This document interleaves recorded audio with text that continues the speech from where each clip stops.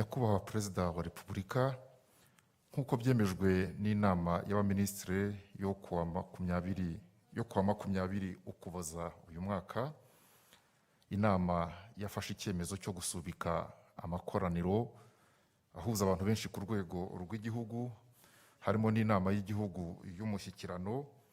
Nyakubahwa Perezida wa Repubulika, dushingiye ku byemezo by'iyo nama y'abaminisitiri kandi nk'uko byatangarijwe abanyarwanda, mu mwanya mugiye kugeza ku banyarwanda uko igihugu gihagaze hifashishijwe ikoranabuhanga. Kandi Nyakubahwa Perezida wa Repubulika, muragirana ikiganiro n'abanyamakuru barimo ab'ibinyamakuru bya hano mu Rwanda, abahagarariye ibinyamakuru byo mu mahanga hano mu Rwanda, ndetse n'abanyamakuru bari hirya no hino ku isi.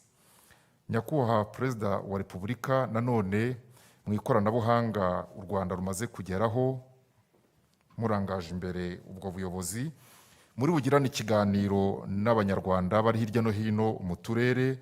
Aha twavuga mu karere ka Gicumbi, mu karere ka Karongi, mu karere ka Nyaruguru, mu karere ka Kirehe, n'abari hano i Kigali muri Kigali Convention Center. Nge ndumusangiza w'ibiganiro Ndibarore Cleophas, ndaza gufatanya na mugenzi wanjye Fiona Mbabazi. Nyakubahwa Perezida wa Repubulika, mu cyubahiro cyanyu turagira ngo mugeze ku banyarwanda uko igihugu gihagaze. Murakoze.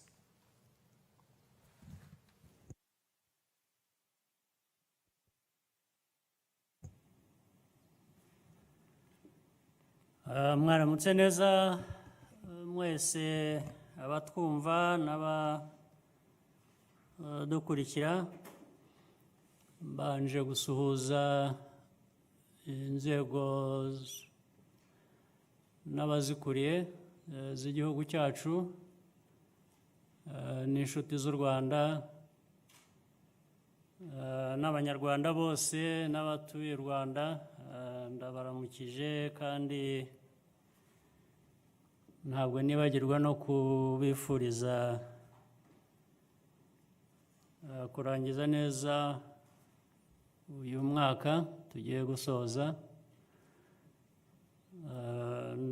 no kubifuriza umwaka mushya uzaza uri hafi kuza mu bihe bya vuba. Igihe nk'iki rero ngira ngo muribuka umwaka ushize twari duteraniye mu mushyikirano. Icyo gihe ntabwo ku gihugu cyacu cyari gihagaze neza kandi ari byo, ndetse na nyuma yaho dusoza umwaka ushize nababwiye ko umwaka w'ibihumbi 2019 watubereye mwiza, ndetse nizera ko n'undi ugiye gukurikira uzaba mwiza, ariko ndetse mvuga ko ushobora no kuba warushaho kuba mwiza. Ariko niba mwibuka neza, narababwiye ko ntibyoroshye kumenya ibihe biri imbere ikiba kibirimo. Hanyuma ngira ngo icyo cya kabiri nicyo cyaje kuba ukuri. Ntabwo twari tuzi ibizabamo uyu mwaka w'ibihumbi 2020. Haje kubamo rero icyorezo. Ubu nyuma y'ayo mezi make, icyo cyorezo cyakwiriye isi yose. Ubu tukaba tumaranye nacyo hafi umwaka wose. Ariko nubwo icyo cyorezo cya COVID cyatugezeho ingaruka zikomeye, ndetse bikaba ngombwa ko duhindura bimwe mu byo twari twarateganije, ndagira ngo nongere mbabwire ko igihugu cyacu gikomeje guhagarara neza no muri ibyo byose. Gihagaze neza, impamvu zibyerekana ziragaragara. Nkaba ngira ngo mbere yo gukomeza mbanze nshimira abanyarwanda mwese ubwitange, ubufatanye no gukora cyane mukomeje kugaragaza ubushake kugira ngo duhangane n'ibyo bibazo. Ubwo ndashimira rero twese inzego abayobozi b'igihugu bakoreramo, abantu bose barahagurutse bakora ibishoboka bahangana n'iki cyorezo kigikomeza, nta nubwo kirarangira, ntibirasobanuka aho kigana. Tugomba kumenyera kubana nacyo mu gihe kigihari, tukarwana nacyo kandi duharanira kugira ngo dukomeze ubuzima bwiza bugende nk'uko bukwiye, ariko duhanganye n'icyo cyorezo. Ibi byose rero byashobotse kubera icyizere abaturage n'abayobozi bafitanye binyuze muri izo nzego, ariko noneho ngira ngo bihereye no ku mateka yacu na politiki iteza imbere ku gukorera hamwe, kugira intego imwe no guharanira kugira ngo tuyigereho. Twabonye akamaro k'imbaraga u Rwanda rushyira mu bikorwa bitandukanye.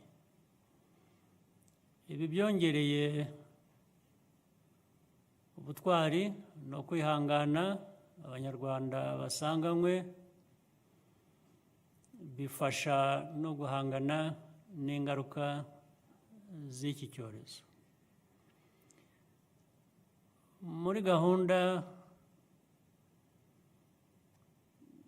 zigamije imibereho myiza y'abaturarwanda, mpereye kuri mituweli. Muri mituweli igihugu cyashoboye kwishyurira abaturage bagera kuri miliyoni 2 bari mu cyiciro cya mbere cy'ubukene, cy'ubudehe. Ubudehe ko tugenda tubara inzego z'abantu ukuntu badafite amikoro, mbese bijyanye n'ubwo bukene. Amafaranga y'u Rwanda arenga miliyari 10 yahawe imiryango idashoboye kwifasha. Ibyiciro bishya by'ubudehe birimo gushyirwa mu bikorwa. Iyi gahunda igomba gukorwa mu mucyo ku bufatanye n'abaturage, kubera ko mu bihe byashize hari byagiye bigaragara ugasanga rimwe bitakozwe neza.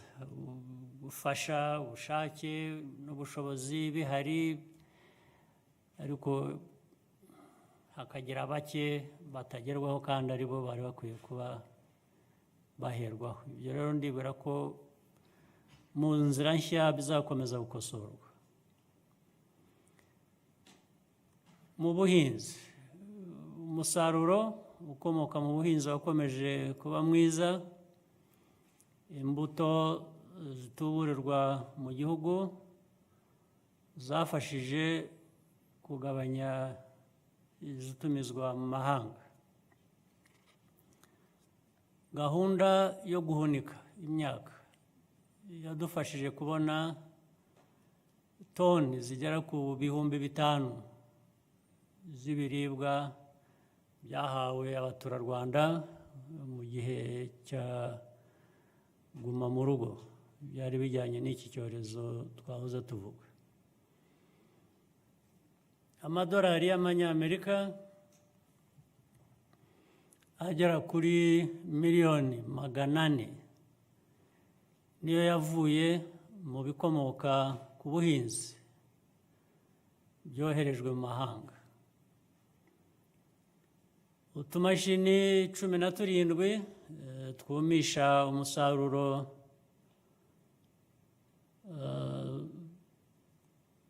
twaraguzwe muri gahunda yo kurwanya indwara z'imyaka ziterwa na aflatoxin, kandi n'ibigega bigera kuri 500 byarubatswe. Hari n'ibindi rero ntashoboye kurondora byose ngo mbirangize. Muri ibyo by'ubuhinzi, ubuhinzi buratera imbere, kandi tuzakomeza kubwitaho. Twubatse, nkurikijeho ibijyanye n'ubuzima, twubatse ibitaro 3 bishya: Gatunda muri Nyagatare, Nyarugenge na Gatonde muri Gakenke. Twifashishije ikoranabuhanga, twashoboye kumenya abahuye n'abanduye COVID no kwita ku burwayi, ku barwaye, ku banduye, abarwaye iyo ndwara ya COVID. Twashyizeho inyubako yihariye ivurirwamo indwara z'umutima, kandi tugura n'imashini nshya ya MRI. Ubundi abantu bajyaga bajya mu bihugu byo hanze kujya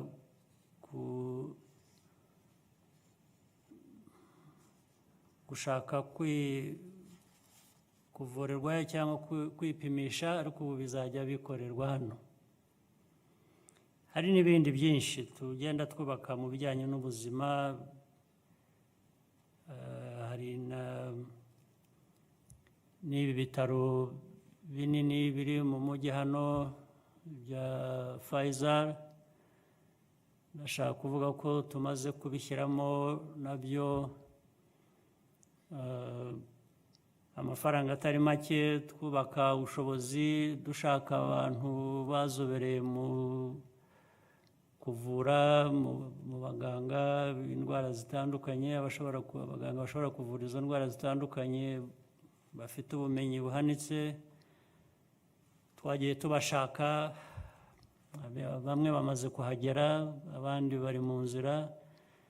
Ibintu byinshi ngira ngo byajyaga bikenera ko Abanyarwanda cyangwa abatuye u Rwanda, niba baba ari abanyamahanga, bagize ibibazo kujya kwivuza, bagomba kujya hanze ku indwara zimwe bavuga zikomeye.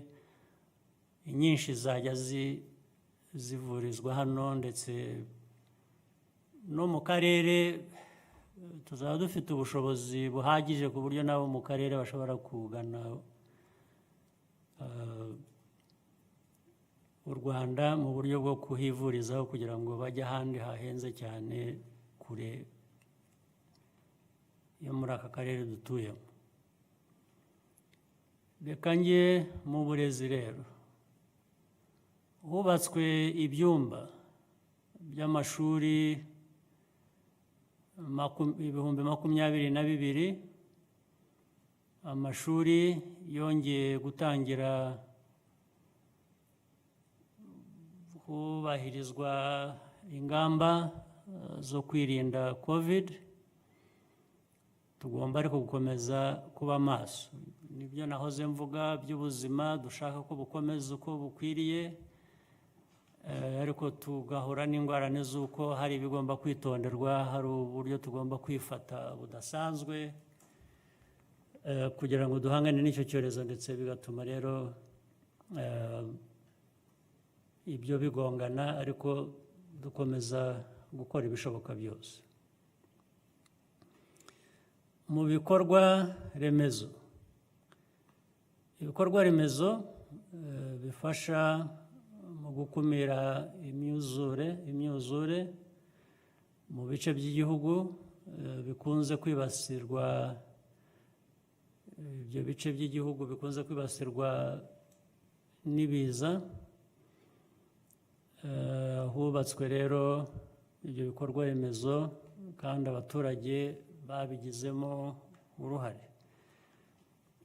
ndetse ibyo nabyo byenda gusa n'ibi navugaga mu kanya. Hari ibiza bihungabanya ubuzima bw'abantu, hari ndetse ko akenshi ubwo buzima buhungabana kubera amakosa agenda akorwa. Hari abantu batura hadakwiye guturwa, haba ibikorwa abantu bakora bidakwiye kuba bikorwa uko babikora, bituma noneho n'ibiza iyo byaje bivuye ku myuzure, ku mvura n'ibindi, birushaho gukara bikagira uburemere.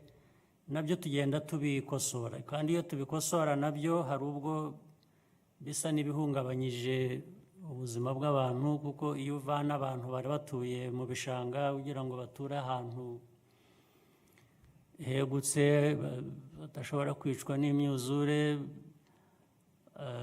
ubwo buryo bwo kubimura ni iki bufite abo buhungabanya, ndetse rimwe abantu ntibabyumve neza, ariko mu by'ukuri ni ikibazo tuba dushaka gukemura, ntabwo ari ugutera ibibazo, ahubwo akenshi ari ubwo abateye ibibazo ari abo dushaka gushakira ubundi buryo.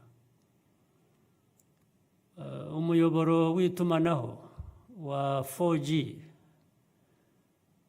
wageze mu duce 127 mu gihugu hose. Ingo zikabakaba ku bihumbi 200 zashyizwe ku murongo w'amashanyarazi muri uyu mwaka, kandi mu minsi ya vuba imirenge yose mu gihugu izaba ifite amashanyarazi. Ibijyanye n'ubukungu, amafaranga agera kuri miliyari 100 yashyizwe mu kigega ngobokabukungu. Umusaruro mbumbe waragabanutse mu gihembwe cya kabiri ugereranije n'umwaka ushize, ariko mu gihembwe cya gatatu warongeye urazamuka. Bikaba byerekana ko ubukungu bugenda buzahuka uko tugenda duhangana n'iki kibazo nanone cy'icyorezo kidusubiza inyuma kenshi kuri byinshi, ariko nanone hari byinshi bigenda bigerwaho muri izo ngorane. Twongeye gutangiza ubukerarugendo n'inama n'ubucuruzi bwambukiranya imipaka. Nubwo twahuye n'iki cyorezo, ishoramari rishya rigera ku mishinga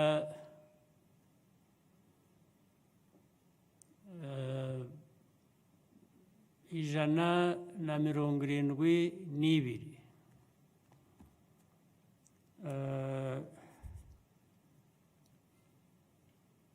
ifite agaciro ka miliyari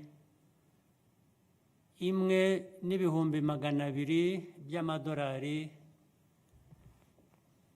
Ibyo byaragaragaye, iyo mishinga yaranditswe, turayifite 172 ingana na miliyari 1,200,000,000. Ikaba izahanga imirimo mishya 22,000. Umutekano n'ububanyi n'amahanga, twafatanije n'ibihugu duturanye kugerageza gukemura ibibazo by'umutekano mu karere.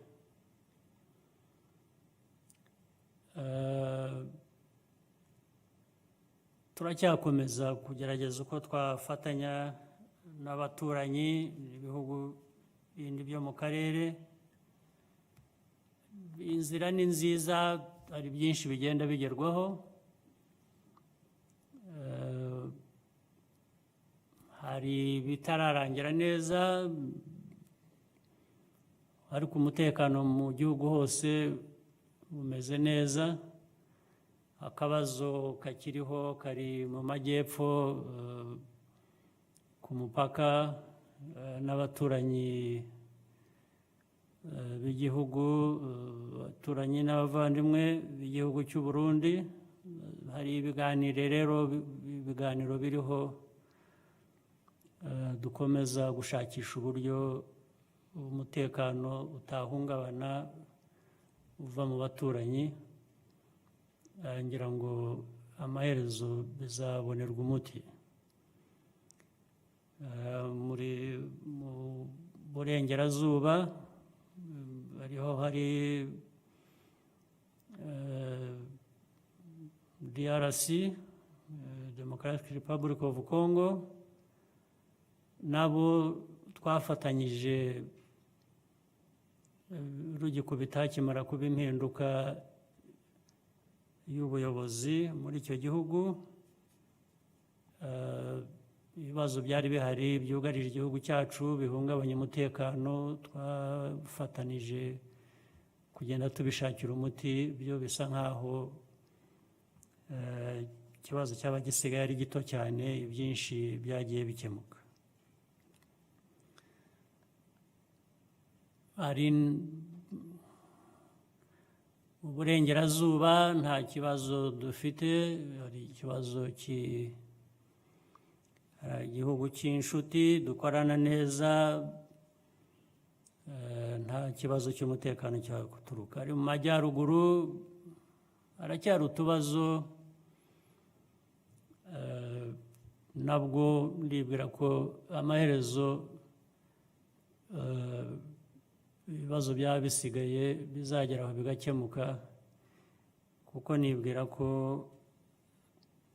iyo bigeze ku mahoro, amahoro abera buri wese aba ashaka amahoro. Ngira ngo n'abashobora kuba baturukamo ibibazo bihungabanya umutekano wacu, nabo bizaba ngombwa amaherezo ko bazabona ko dufite umutekano nabo bakawugira, ari byo twese dukwiye kuba twifuza. Muri Kamena 2021 twiteguye kwakira inama y'abakuru ba guverinoma b'ibihugu bihuriye ku rurimi rw'icyongereza bya CHOGM. Dukomeje kugirana umubano mwiza n'abafatanyabikorwa n'abandi baterankunga. Hari ibihugu byinshi cyangwa imiryango dufatanya bidutera inkunga, dukorana neza ku buryo navuga bushimishije, kandi twifuza ko byakomeza. Ibi bikaba byarafashije mu guhangana n'icyorezo cya COVID. Turashimira kandi ababigizemo uruhare bose muri ubwo bufatanye mu kudutera inkunga, ndetse abakoze akazi nk'abakora akazi kabo nyine uko bikwiye.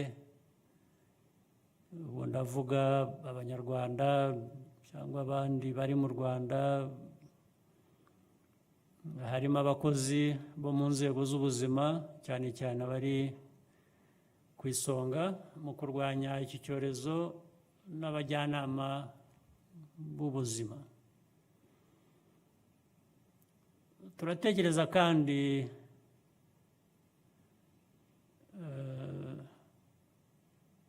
n'abakorerabushake b'urubyiruko abikorera n'abafatanyabikorwa mu iterambere. Ndabashimira kandi ubufatanye mugaragariza bagenzi banyu.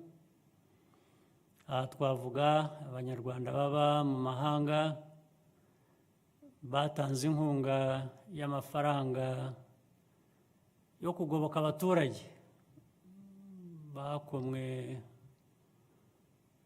mu nkokora n'iki cyorezo. Abanyarwanda baba hanze bafite byinshi bakora, basanzwe bakora, no muri ubu buryo bafite byinshi bakoze. Ndabashimira. Ndagira ngo kandi nshimire abayobozi mu nzego z'ibanze basoza manda zabo. Turabashimira umurimo mwakoze, tunabasaba gukomeza gutanga umusanzu wanyu aho muzaba muri hose. Kwihangana n'ubushobozi bwo guhangana n'ibibazo mu bihe bikomeye, ntiwemere ko bikurenga cyangwa biguherana. Ni byiza rero ko twakomeza dutyo, ibyo tudakora neza tukabikosora, ibyo tudakora neza bigakosorwa, ibyo dukora neza bikakomeza gutezwa imbere. Ndizera ko uwo muco tuzawukomeza. Ariko nanone ibyo byose ntibihungabanye ubuzima n'imibereho myiza biriho ubu n'ibyo mu bihe biri imbere. Tugeze aho tutakwemera ko ibyo twakoze byose twirinda biba imfabusa. Iki ntabwo ari igihe cyo gucogora, kugabanya imbaraga, ahubwo ni ukurinda ibyo tugezeho bishimishije, tugaharanira ibyo tugishaka kugeraho, tugakora ibishoboka byose, tugahora dutera intambwe. Buri wese kandi afite inshingano yo kubigiramo uruhare, yo gukorana na mugenzi we, yo kubaka hamwe na mugenzi we. Buri wese ukarinda ibyo twubaka, n'undi akumva ko n'umugambi we ari uko tukuzuzanya. Uyu mwaka byabaye ngombwa ko hari ibyo twigomwa. Ntabwo byari byoroshye, harimo n'uko imiryango yacu yirinda guhurira hamwe ngo twishime muri iyi minsi mikuru isoza umwaka, ndetse n'ibindi byagombaga gushyira hamwe imiryango mu bihe bishize kugira ngo bishime bagire bate. Ntibyashobotse. Urumva n'ubu ntibirashoboka aho tugeze dusoza umwaka.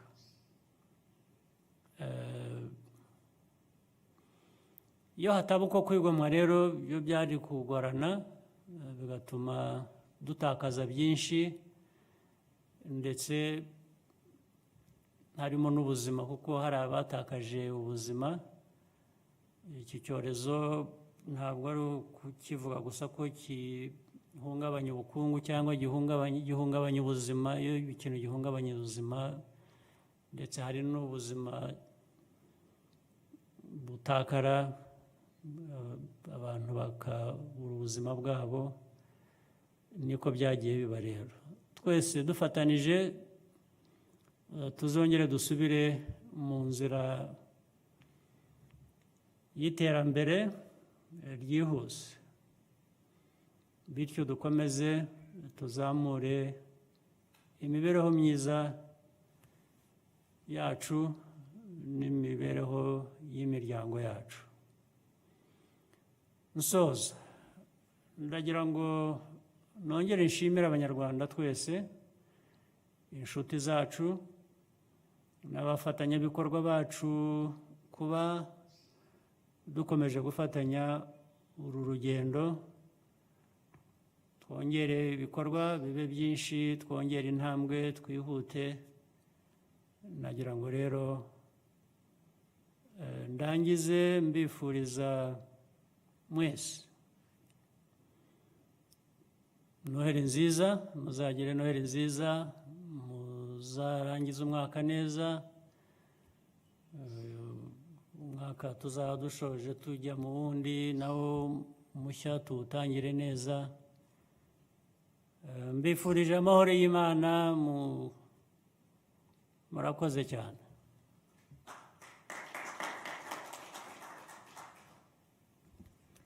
Thank you very much, Your Excellency, for your important message and highlighting where the country stands today, but more so the resilience of the people and the nation itself, despite the challenges of the COVID-19 pandemic. We thank you, Your Excellency. Now, with your permission, sir, we'll be moving to an interactive session where we'll have a virtual press conference with journalists from the Kigali Convention Center and across the region. And if it's okay with you, we can take the first 3 questions. It's very okay with me, so go ahead. Thank you, sir. We now move to the Kigali Convention Center, where we'll be joined by my fellow colleagues and journalists from the media, and we'll be taking various questions. So if you're in the room, please raise up your hand so that we can see you and that I can be able to pinpoint who will be talking to us. And please remember to keep it brief and short. Tell us your names and where you are from. I see a hand. Aisha from Royal FM, I see you. Please take the microphone. Thank you. Murakoze cyane. Nitwa Aisha Kiza, nkaba ndi umunyamakuru wa RwandaTV. Ikibazo cyanjye kiraza kugaruka cyane ku kigega cyashyizweho ngandurabukungu. Nyakubahwa Perezida wa Repubulika, mwatubwiye ko hashyizwemo hafi miliyari 100 z'amafaranga agomba gufasha mu kuzahura ubukungu, ariko benshi mu bafite inganda, mu bafite ubucuruzi butandukanye bagiye bagaragaza ko hagiye hajyaho uburyo bwo korohereza abacuruzi, hariho kuba imisoro yabo yaragiye yongererwa igihe ndetse n'ibindi bitandukanye, ariko byagera ku mafaranga nyirizina yo kuba bazahura ubukungu mu by'ukuri, mu guhemba abakozi, mu kongera ubushobozi bw'ibyo bohereza hanze n'ibindi, ngo ugasanga ibigo by'imari za banki n'ibindi bibaha amananiza menshi ugereranyije nayo babaga biteguye ku bijyanye n'iki kigega cyo kugandura ubukungu, aho benshi bagaragaza ko kugeza ubu batari bahabwa ayo mafaranga. Sinzi niba hari icyo mwabivugaho, Perezida wa Repubulika. Murakoze.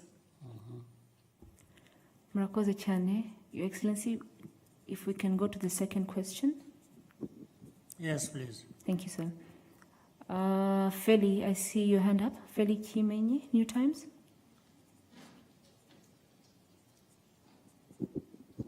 Please give him the microphone. Murakoze.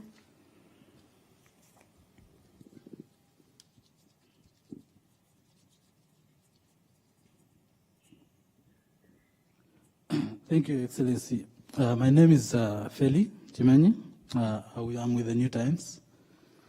I've continued to see multiple voices coming up in the US and then elsewhere, calling for you personally and the government of Rwanda to release Paul Rusesabagina.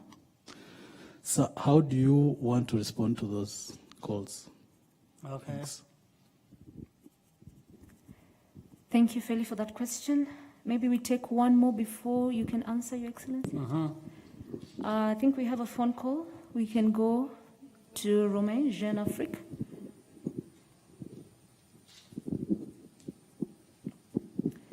Can we contact him on phone? Since we can't find him, maybe we move on to one more before His Excellency can respond to us.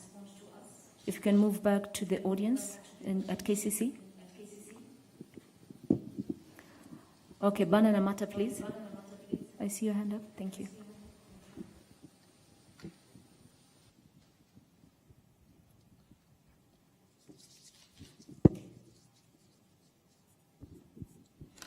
Thank you, Your Excellency. I'm called Bananamata. I work for the East African. My first question is about debt relief. You have been calling for debt relief, but what we've seen so far is restructuring. We've seen under the G20 initiative, some loans have, there's been restructuring of loans around that, but we are yet to see debt relief. And yet what we are continuing to see is countries accumulating a lot of debt. My question is the AU planning to engage the Biden administration specifically on the issue of, one, IMF reserves, because if countries accessed SDR reserves, it would allow them to access some funding. But we know under the Trump administration, that wasn't possible. Is the AU planning to engage on this issue? And secondly, within the debt relief, what more can be done? Thank you. Thank you very much, Your Excellency. If you can respond to this. Yeah. On the first question, I don't expect and I don't think that this issue of difficulties caused by banks should be there, because these banks have also been beneficiaries in a sense. And it's not like we put money there so that people borrow in a business as usual manner. It's not a transaction just between the banks and the people who go for this money, but this money was looked at and problems were looked at, and the best ways of, well, we'll come back to that later on. Some level of relief can be given to industries and businesses who certainly made a lot of losses because of COVID, because they couldn't work in the first place, so that they can restart activity to enable them move forward. So, but it's like any process, and especially when it involves money, there are difficulties, even with other things other than money. When it is so many people, it's so many who have suffered, so many who should benefit, and then in between the organization to ensure that things are done right, few things will go wrong. I think what's important is to follow closely, and if anything has gone wrong, if people who deserve to have access to this support do not get it, then we must quickly rectify the situation. We must find out why. I think that's what we may have to go back to, so that this money does what it was intended for. And I think this it wasn't very specific, the question didn't go into, but we can, based on the question you raised and the problems that you referred to that could be there, or may actually not be there, but imagined or exaggerated, or because there will also be criteria. It's not that anyone will just walk in and get money as they want. You know, first there are criteria that people have to fulfill. Two, they may not give you the amount of money you want, because there's not so much to go around to everyone who has the problems that deserve support, or even others may not deserve at all because of the nature of the business or how it was, the state in which it was even before COVID. We are looking at businesses, industries that were actually affected by COVID. There are businesses that could have already been closing down anyway before COVID because of different reasons, which might include even running business badly. I don't think this money should be given to those people, but money should be given to the businesses that were ongoing and many times that were being run well, but were hit by the pandemic. This could be in the priority category. So there is this ranking of people who deserve immediate support from this fund. There are others that really have to explain one thing or two before they access money. There are others who may turn up and say, I want money to start a business, I want to do this. No, we tell them, this is just for the recovery. It is for the businesses, the industries that were already there. And so I'm sure people don't understand it that way, at least not all of them. There might be few who think you just need to walk into the bank and say, no, I need money. I hear there are 100 billion Rwandese francs that were put here to help us, so I want to be helped. Yeah, there will be interaction. They will be asking you, okay, so where are you coming from in terms of business, in terms of the industry you had, and so on, then you qualify. So, but I'll take your question to mean that we need to look at what could be going wrong and not what was expected, which I'm very glad to pursue with those responsible, and so that those responsible really look at what is happening and make sure that nothing actually goes wrong. So the point is taken, but the very fact that there is this fund in a place, the fact that it has been explained what it is intended for, is good to start with. The rest is operationalization, to make sure that nobody is, not paid attention when they should have, or to make sure that money is not wasted by throwing it where it wasn't a priority to put the money. So it's an issue of organization and how we proceed with the activity.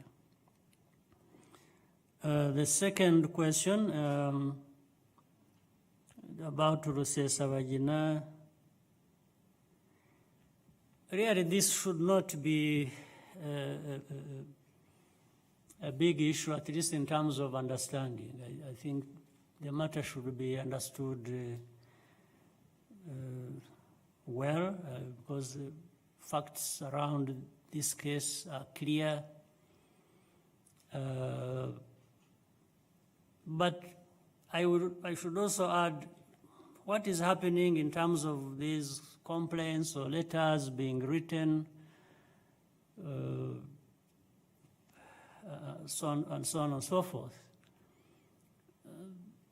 This is not to be unexpected. We understand very well the world we live in, and I mean, for example, it's not always going to be the case that when somebody is involved in the wrong, that everybody will, even if it is really clear, it's true, there is no question about it, I don't think you are going to not have people who will say, no, this person should not be touched. This person, yeah, they did this, but, to begin with, let's say a family, if somebody in the family does something wrong, it's not always going to be expected that all family members will accept that one of their own has done something wrong. They always try to say, no, we have had this history ourselves. You have, if you look at our past, you have a family, some in the family went and killed members of another family.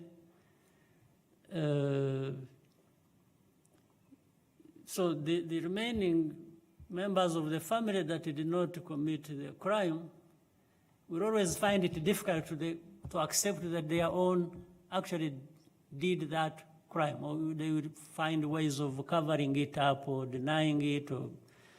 So this is something that happens. Now, in this particular case, I am sure there are people who interacted with this man who didn't know very much about his history, but they see him, they know him, they've maybe gone to church together or done this or that together. And I don't expect that every one of these people will know the wrong side of this person. Or sometimes even when they know, they will just treat the person as one of their own and try to defend and deny on his behalf and all kinds of things. It is human, I know it happens. But there must be also a way to resolve that kind of conflict, that problem in understanding of what needs to be done or what happened. And that's what government, that's what laws, that's what leaders are supposed to do. They are supposed to sort out these difficulties in favor of justice or what is right or what the law is. So that's what we will pursue. We'll be pursuing making sure that justice is done. It's not only going to be done in favor of Rusesabagina. Justice is broad. It will also be done in favor of those who are aggrieved with, because of the loss of their family members' lives. They want to see justice done. They want to say, well, but this man was connected with what happened in the southern province, or in Nyaruguru, in Nyamagabe,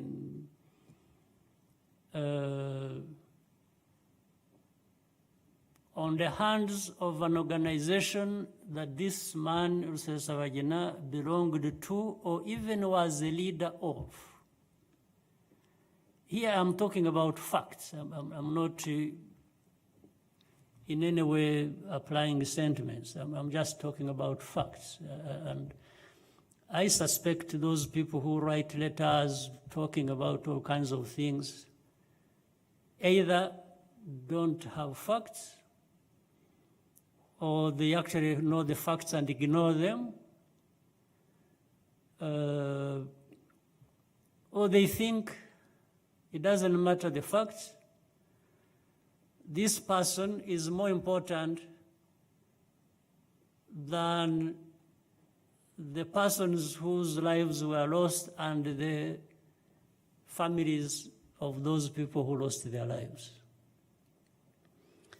So people think differently, they act differently, but the difference is going to be ourselves. The rule of law and how this is applied to settle this problem in favor of justice. So it's not unexpected. Maybe more letters will be written, all kinds of appeals will be. But for us, we are steadfast on pursuing justice. Whichever way justice leads us into, then we'll see what comes out. So and I really hope those who are raising their voices so much wrongly will probably have benefit in listening to what we are saying. Then the debt relief versus debt restructuring and CDRs and AU and the new administration in the US and so on. All these come to one thing, that, as we said earlier, how the pandemic has hit us, Rwanda, and the same way it has hit other countries. And so people with different possibilities are looking for all kinds of ways to overcome the challenges that the pandemic has created. So for Africa, certainly before COVID, there was a situation.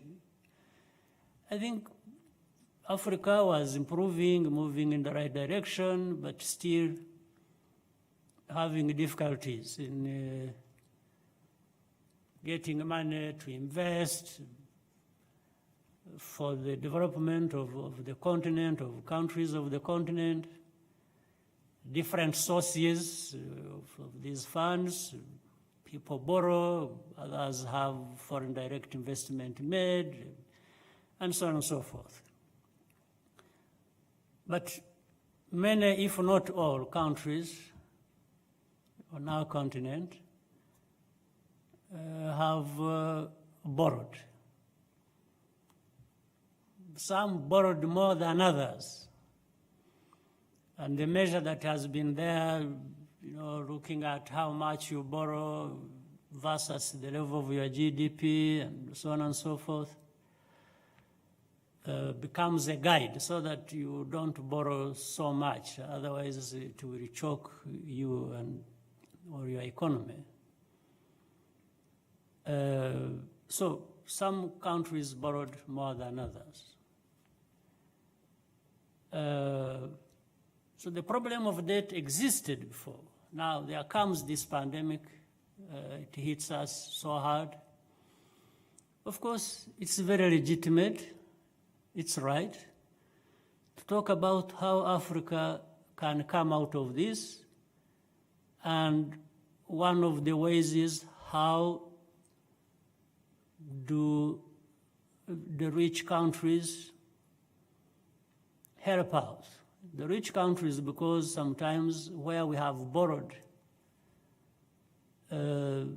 from is under the control of these countries, whether it is institutions or bilateral debt or and so on and so forth. So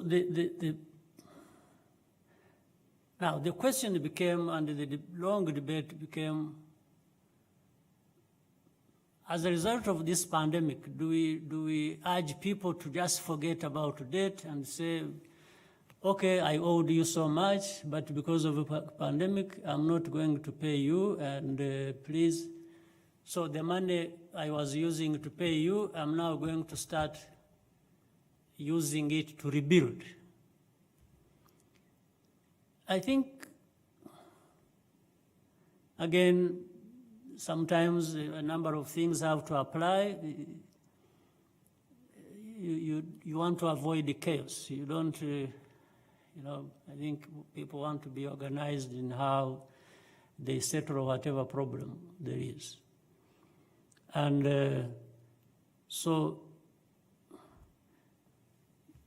when you want to be forgiven for the debt you owe. There is only so much you can do. What you mainly do is to ask the one you owe the money to say, please, can you forgive me, so that, because I have hit a serious problem, I won't have capacity to repay what I owe you. Can you forgive me and I don't pay? That's one. Two, you can say, can you help me? Give me more time. I was supposed to pay you this much in 1 year. Can you please bear with me because of difficulties I have, and I pay you in 5 years? Or pay less every year than I was supposed to pay. Things like that. You go into all those details. So there is forgiving the debt for good, and say, please forgive me, let me not. Then there's saying, can we agree that instead of paying you at the rate I was paying you back what I owed you, we make a different arrangement so that it gives me some room to recover so that I'm able to pay you, which would mean either I will not be paying you for a certain period, so that the money I was supposed to give you is invested back into the economic activity, so that it gives me some leg room to again go back to normal, and then in the future be able to pay you. So here, we can't be the ones begging and then deciding also what happens. This is the reality of it all. Beggars don't do what? They don't choose. But they can also, on the basis of the justice that is demanded by the circumstances, have a case to argue and say, please give me some room, I will pay you. Don't. But the one you owe, if they suspect, it's like some of them may even say, no, you see, you are not paying me well even before the pandemic. Now you are using the pandemic not to pay me at all. So they will have a problem. And it also depends on how much you owe. Yes, if I'm asking somebody to bear with me for some time, they may, depending on how much I owe them. If I owe not so much, they may say, okay, or they can even forgive. But if you owe so much, in billions, because some may owe billions, if you go to somebody and say, you know, ideally, because I had this problem of COVID, I don't think I'm going to give you your billions, then there is trouble. So the discussion is dictated by a number of things, including this whole thing of how much do I owe, for how long, how do the lenders perceive me, and so on and so forth, so that they are able to separate. This is what they can give you and say, okay, this is money for you, go and sort out, but we'll keep the debt. So there have been all kinds of maneuvers, including when you talked about the CDRs. This is really a mechanism which some of these rich countries don't need so much, but can do so much for those of us who are trying to get this kind of relief or factored in whatever restructuring process that may be created. because it is resources that are there and that can be utilized without so much consequence on the side of the one who is allowing you to use the CDRs. And yet, given so much that could come from that, so many problems could actually be addressed. But IMF has been upfront in trying to, maneuver restructuring, relief, and then the World Bank, then other institutions, even the African Development Bank has been helpful, and so on and so forth. So what we will engage the new government in the United States for will be along this, because United States and some of these other rich countries have a lot to say on what happens and what we get in terms of restructuring or relief that will allow our economies to stand up again and be able to make progress. Of course, different, again, there is a difference we can't ignore, the difference between the low-income countries and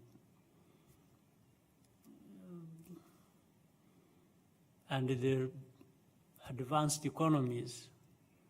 The advanced economies have almost all kinds of money to throw at any problem they get. Because of that difference and the kind of control they have on many things in the global economy. So we have to bear with that fact and try and make the most of it. So we will definitely be engaging the developed countries' economies to bear with us and understand that Africa needs some. We are not running away from responsibilities. If I owe, I know I will have to pay back. What we are talking about is how do I pay back coming from where things are, and what does it leave behind with me if we moved as business as usual. So I think some good understanding will develop eventually where we get a formula for either different categories or for all people together and be able to recover. And the recovery of Africa is healthy for our partners as well, even for those advanced economies. I don't think anyone who needs, Africa having its economies going down the drain. I think sometimes it drags them also in that direction. So that's how much I can tell you about this.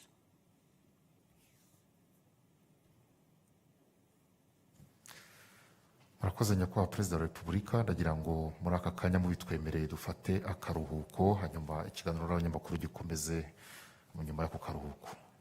Okay. Murakoze.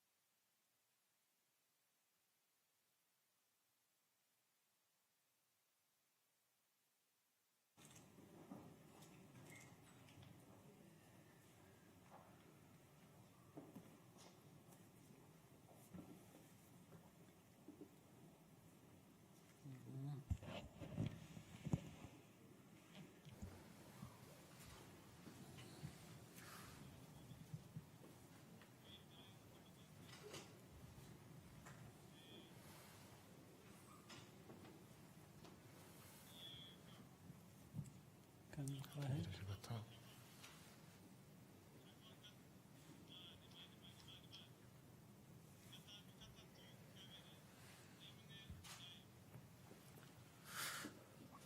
Murakoze nyakubahwa perezida wa repubulika. Mu kanya tuwari dufashe akaruhuko muganira n'abanyamakuru, n'ubundi turakomereza aho twari twasubikiye, ndagira ngo twongere dufate irindi tsinda ry'abanyamakuru muri KCC.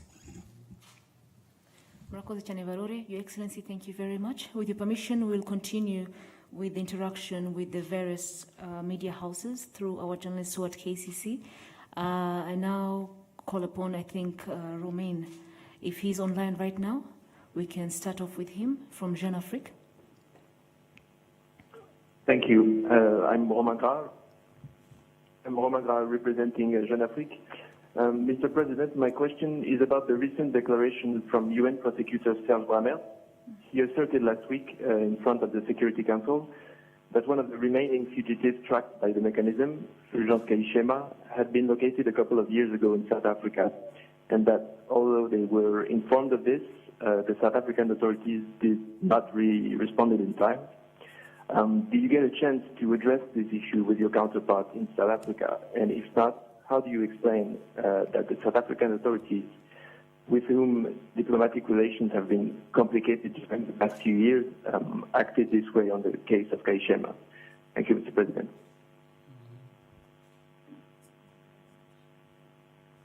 Thank you very much, Romain. Your Excellency, if it's okay, we can take... Another three, I mean, the three as you had done? Yes. Yeah, take another two and then we... Thank you, Excellency. I go back to KCC.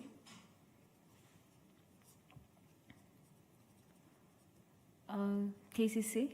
Yes, I see my colleague Jean-Pierre Kagabo. Over to you, Kagabo.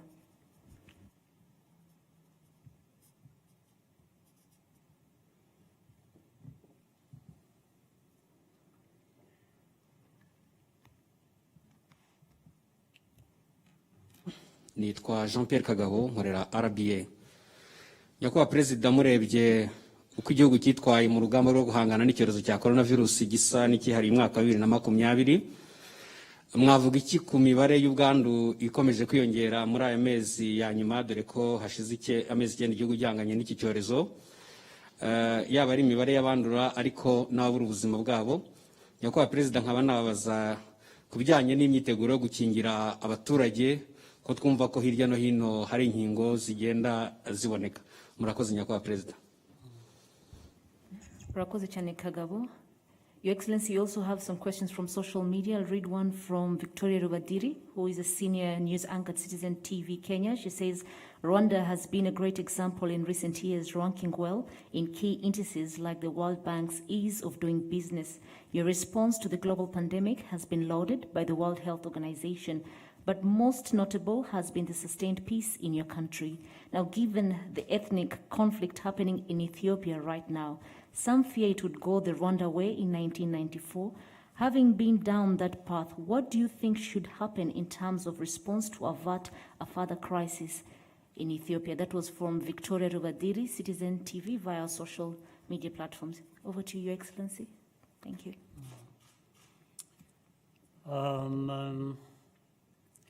First, the question by Jeune Afrique regarding Kayishema and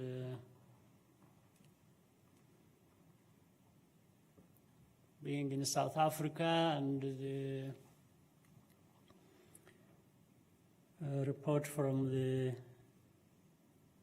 International Criminal Court for Rwanda, residual mechanism, stating how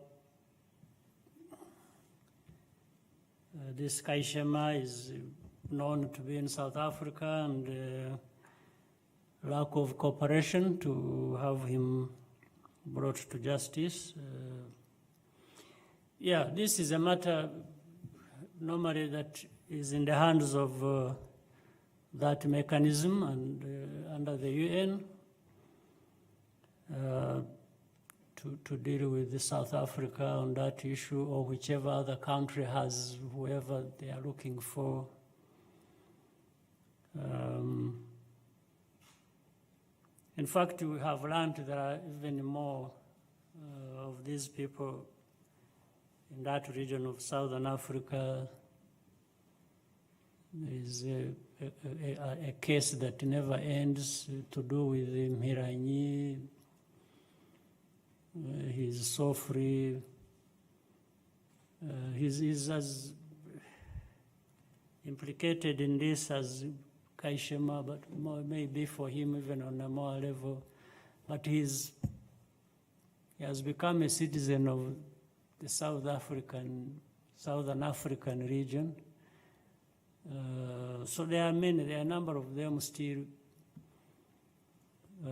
evading justice and sometimes known to some institutions in the countries where they live, and there's that. So it's something we have lived with for quite some time. But for sure, I think, straight to the question, our part also, we shall have our part to play in this. We through diplomatic means and channels, raise it with our South African friends and partners on this matter. We will raise it, but it's just raising it. The key is in the hands of those where he lives. In the end, they will be the ones to decide what to do about the case. But it doesn't stop us raising our voice and to our friends and asking them to be helpful if they choose to do so. So we will be doing that. We haven't done it, but we shall do that definitely.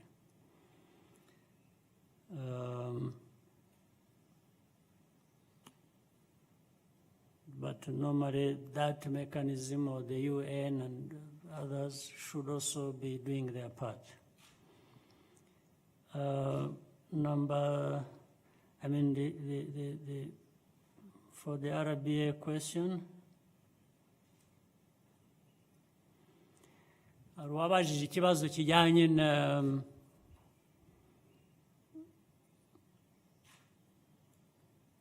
n'iki cyorezo uko kimeze ubu, abamaze gutakaza ubuzima, imibare yiyongera.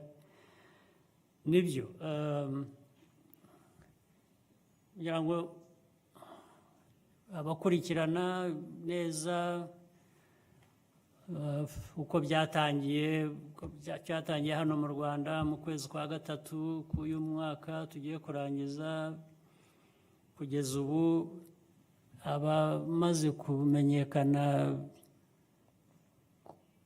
ku bijyanye n'ubwo bwandu ngira ngo birakabakaba mu bihumbi 700 about.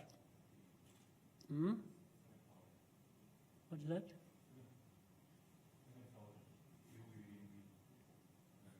Ibihumbi 700 ni abamaze kuba tested ngira ngo. Yes, ni abamaze gupimwa. Muri bo harimo ibihumbi bigera mu 7 ubwo ni nka kimwe cy'icumi around. Ku bapimwe no ku bamaze kugaragara ko banduye, abapimwe bigera muri 700, 700, then nabo bamaze kwandura, bamaze kugaragara 7,000. Abamaze gupfa nabo bamaze kugera muri 60. 60 ubu na 3. Ariko nujya no kureba hagati aho hari aho byaje n'umuvuduko, abantu bava hanze icyo gihe cya mbere, kwezi kwa gatatu, kwa kane, kwa gatanu, abantu bahunga aho bari bataha iwabo cyangwa hari movement. N'ubundi tujya gutangira hano byahereye hanze, kubavaga hanze. Imibare irazamuka, igeze aho irongera iramanuka, hagati aho irongera irazamuka. mu minsi yashize nko mu byumweru bitatu bishize yari yongeye kugabanuka muri mbere y'ibyumweru bitatu bishize hirya yabyo, ubu byongeye kuzamuka. Rero iyo ugiye kureba hari impamvu nyinshi. Hari igihe twafunze ku buryo hafi ubuzima bw'abantu bwahagaze bitewe no gufunga gusa, nta bimwe twavuze byo yaguma mu rugo bisa n'ibyafashije kugira ngo icyo cyorezo tugihashye. Hanyuma bigeze aho, ariko nyine nk'uko nabivuze, ntabwo dushaka ko ubuzima bwahagarara, ubwabyo ni ikindi kibazo. Ni nko kuvuga ngo barahagarikwa n'icyorezo cyangwa nawe urahagarika ubwo buzima with the measures you take, n'ingamba ufata zo kukirwanya. Dushaka rero balance, dushaka uburyo twatuma ubuzima bukomeza, tugashaka n'uburyo bwo gutuma tukirwanya. Muri iyi minsi rero niba mubyibuka, kuko hashize igihe twarongeye gufungura ubuzima, abana bajya mu mashuri, amaresitora arakora, n'ahandi banywera amazi naho harafungurwa.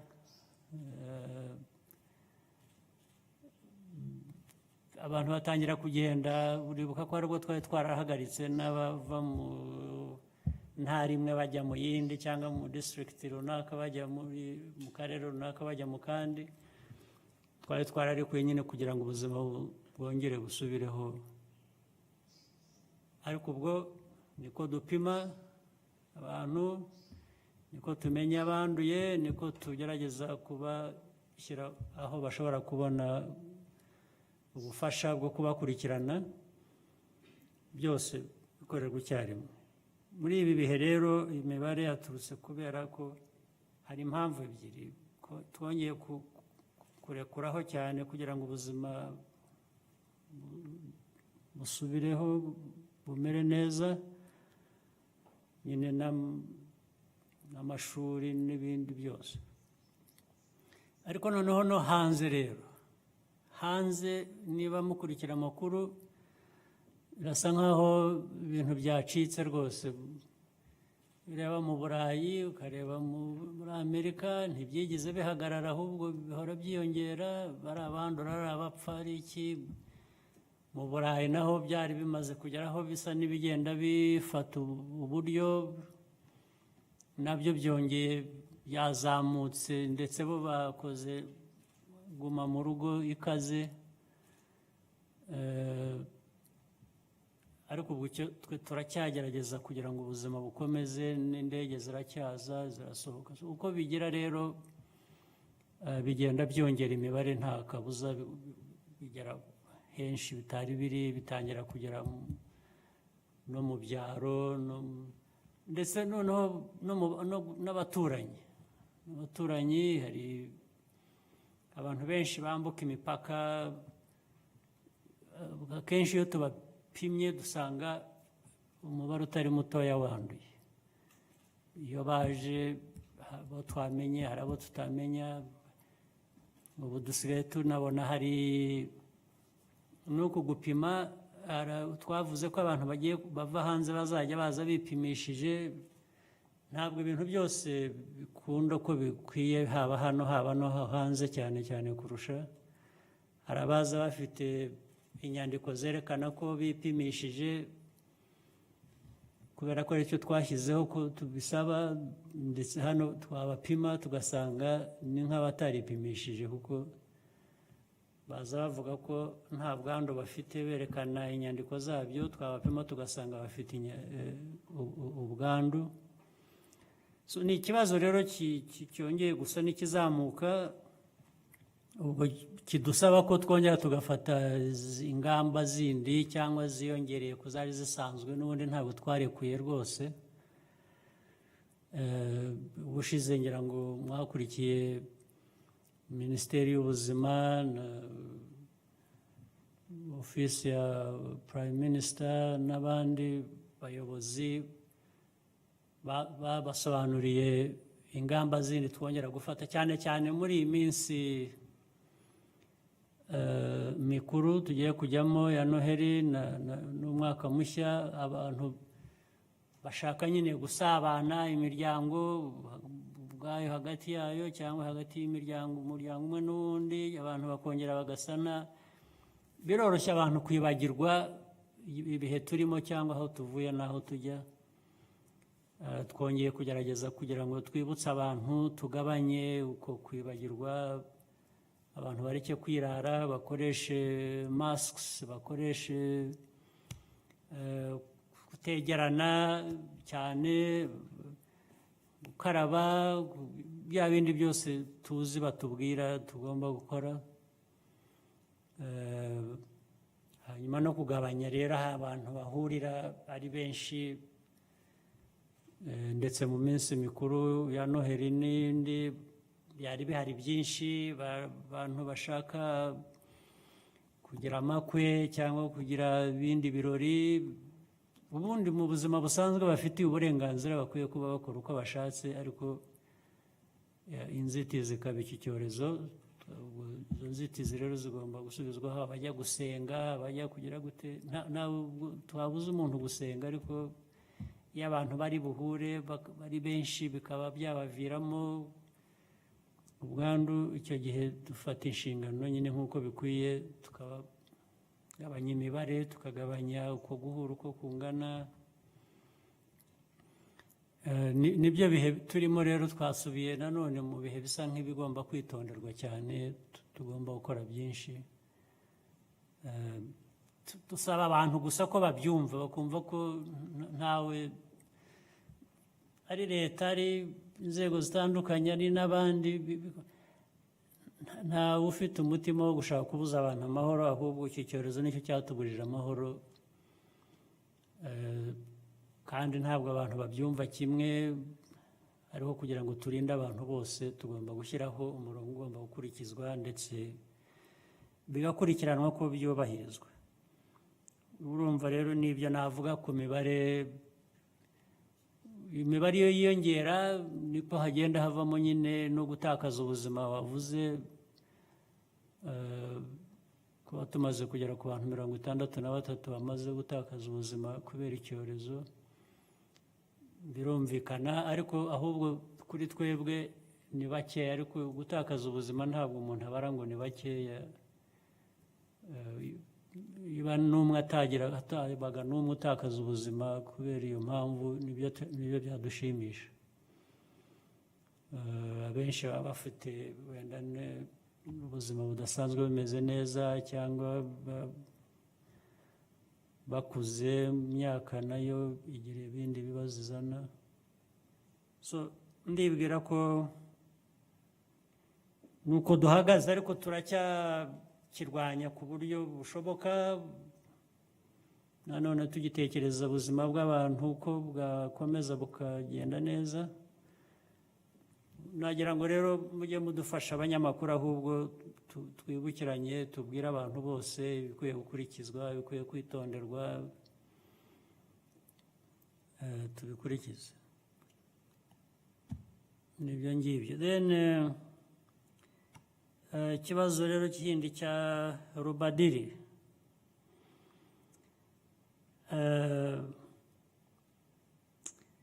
twebwe nk'u Rwanda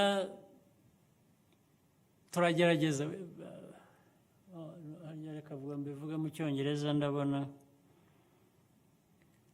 So as a country, Rwanda, yes, we are trying. We really try our best to address our challenges, and we have had a tragic history from which we have emerged, and continue to look forward to being a better country and continuing with our development journey and the unity of our people, where the country was divided on ethnic basis. So we have that history, very bad history. But we have improved over time and learned lessons from that past. Maybe lessons we have learned and our own efforts and ambitions and aspirations have also driven us to achieve some of the things you stated we have achieved, which we are happy for, but we are not done yet. There is a lot more to do than even we have been able to do or to achieve. So the struggle goes on, and we just feel every time we are prepared to move another step and meet another challenge and go ahead. Now, the situation you talked about in Ethiopia, obtaining, there may be similarities in two different situations, but there will always be differences so much that people shouldn't rush to saying if you address this problem, then you can address the other one, because there will be things that are specific to the place where different problems are happening. But I can say in general terms, but also basing on what we have learned in our own situation, the general, broad lines that can help or can be helpful in different situations. One, I think to always provide, it will be helpful to have a leadership that is steadfast in saying, first of all, anything that involves discrimination or divide, like ethnic or religion or race or whatever it is just unacceptable. I think that is the starting point. You have to start by saying it's unacceptable. So if you say it's unacceptable, it means you're not going to be one to be involved in supporting it or in actually doing it. The second is to look at the underlying grievances, the actual reasons. What is it that has led to people not living with one another, and hatred, this very ugly word, hatred? Where does it stem from? And then you try and deal with that. Deal with what is it? Power? Is it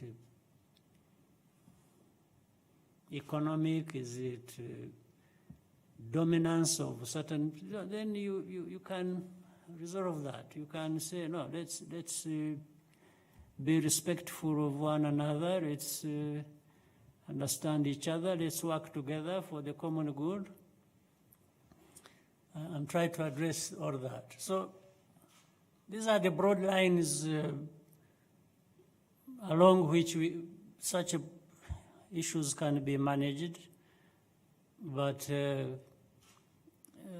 I can't be telling anyone what to do and what not to do, other than saying that, those are the things we need to bear in mind, and no attitude of vengeance, no hatred, and really looking far ahead for the good of the nation. And there will be people will be different one way or the other. Even within one ethnic group, people are different. And so if you wanted to divide one ethnic group, you can. You can say some of them are tall, others are short, others black, dark skin, others light skin. You can use anything. I say, if you look at this and this dark skin handle like this, even if they are from one ethnic group. So It's just that it is wrong and it's bad. It shouldn't happen, and people must fight it. And it's the task of leaders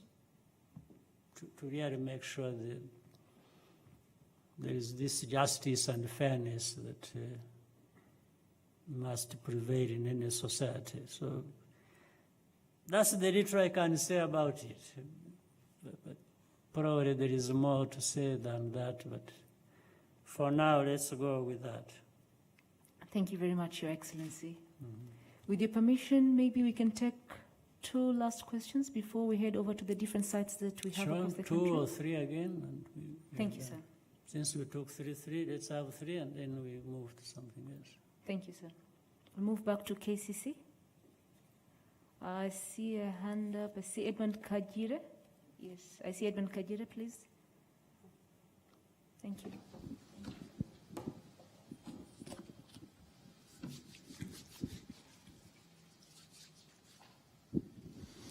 Thank you very much, Your Excellency. My name is Edmund Kajire. I work for Kigali Today and Keti Press. Your Excellency, I have 2 questions. I don't know if you will permit me to ask them. No, one. Each one. One. Okay. One question, Kajire, please. Keep it brief. All right. Thank you, Your Excellency. So my question was about regional integration. You did mention a few things in your opening address, but as the chairman of EAC, I wanted to ask you that if you look around in the region, we are seeing a lot of developments going on, elections in Uganda. Kenya is also going through a series of political developments. It appears regional integration has been forgotten. What is the way forward? Also, Your Excellency, if you could speak about the situation in Central African Republic. We saw Rwanda deploy those are 2 forces questions, yesterday. So I will choose which one I will answer. Yes, Your Excellency, thank you very much. So we wanted to know why Rwanda added more troops in Central Africa. Thank you very much. Thank you. I think I'll just have to cut you short. Thank you very much, Kajire. We have one hand. I see Lonson. Is that you? I see him, yes, at the back. Please give him the microphone. Thank you. All right. Thank you very much, Mr. President. I am Lonzen Ruggira, publisher of the Pan-African Review. Europe has been an epicenter of the denial and trivialization of the genocide against the Tutsi under the guise of freedom of speech, which they do not do with the Holocaust. However, recently a French judge sent to trial a case charging journalist Natasha Polanyi with denying the genocide against the Tutsi. What's your view on this development? Thank you very much, Lonson. I think we'll have a chance. We'll give a lady this time around. Claudine from TV10. Yes, please give her the microphone. Thank you. Murakoze, nitwa Mahoro Claudine nkora TV10. Nashakaga kugaruka ku kibazo mutari mwaduhayeho igisubizo cyabajijwe na mugenzi wanjye Jean-Pierre Kagabo kijyanye n'urukingo rwa COVID-19. Ibihugu byatangiye ubukangurambaga, ese u Rwanda gahunda ihari ni iyihe? Ariko nanone kuri iki kibazo mu gihugu cy'Ubwongereza cyane cyane hamaze kugaragara ubwoko bushya bw'iyi COVID n'indege n'ingendo muri icyo gihugu ku mugabane w'Uburayi cyane cyane zahagaritswe. Ese ku Rwanda hari impungenge twagira kubera ubwoko bushya bwa COVID-19? Right. Let me, ku bya East Africa, ndaba mbyihoreye kanjye muri Central Africa. Ibyo babajije bya Central African Republic.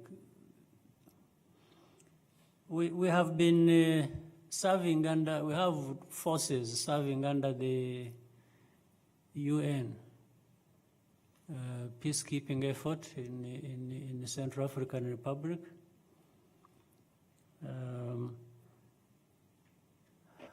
But a number of things have been happening over time. The Central African Republic is now in the process of carrying out elections. I think they're supposed to vote on the 27th of this month.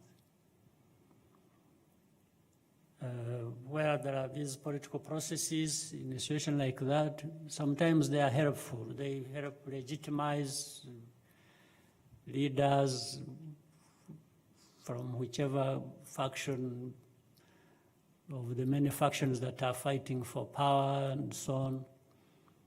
So elections, the fact that they can go for elections is a good thing. It is a process and a big step. And then there have been many armed groups that have been fighting each other and fighting government and all kinds of things. So to be short in my answer, recently there were attacks that came from somewhere outside of Central African Republic, but by people of Central Africa belonging to these armed groups. And particularly I heard there was one group, or many groups were coming together under the leadership of former president of Central African Republic, Bozize. So they invaded the country from outside, but they are actually Central Africans, but have been based outside. So the aim was, I am told, to disrupt the elections,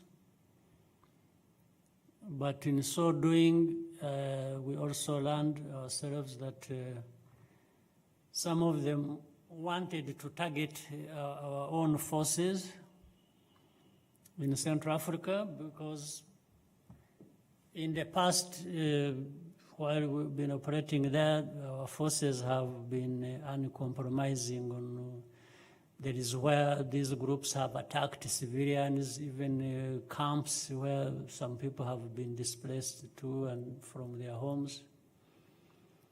And our people under the UN have been forceful in making sure that people are protected, that the security there, which is really the mandate the UN is operating under, and therefore our forces themselves.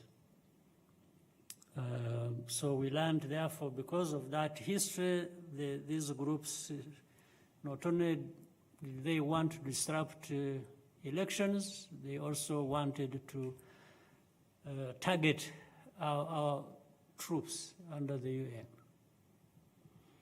While the forces under the UN are able to defend themselves against these attacks, in a way, and I have no quarrel with this, I think maybe it is helpful in some instances, the rules of engagement of forces serving under a UN mission are going to be different from the forces that have been deployed in a situation under different circumstances or under different mandate. For example, in this particular case, we have had bilateral cooperation with the Central African Republic, which I'm sure you are aware of because it was public, it was made here in Central African Republic itself.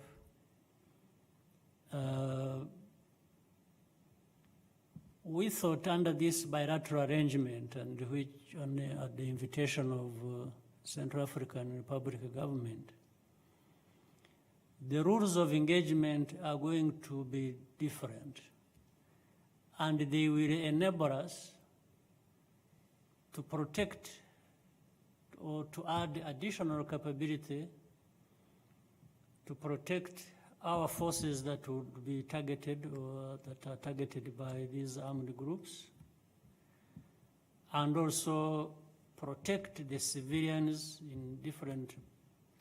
We have our own police contingent operating there in Central African Republic that secure displaced people's camps. And sometimes these displaced people's camps have come and attacked themselves, so which means now even our police would be under attack by these groups. So the additional force we sent there under a different arrangement is simply to make sure that we can contain any situation that either is aimed at disrupting the elections and also that any groups that would target our forces. So this force would really deal with the matter. And without being constrained by the other rules of engagement. So at the same time, operating within legitimate and legal framework. So that's why we sent the force there. And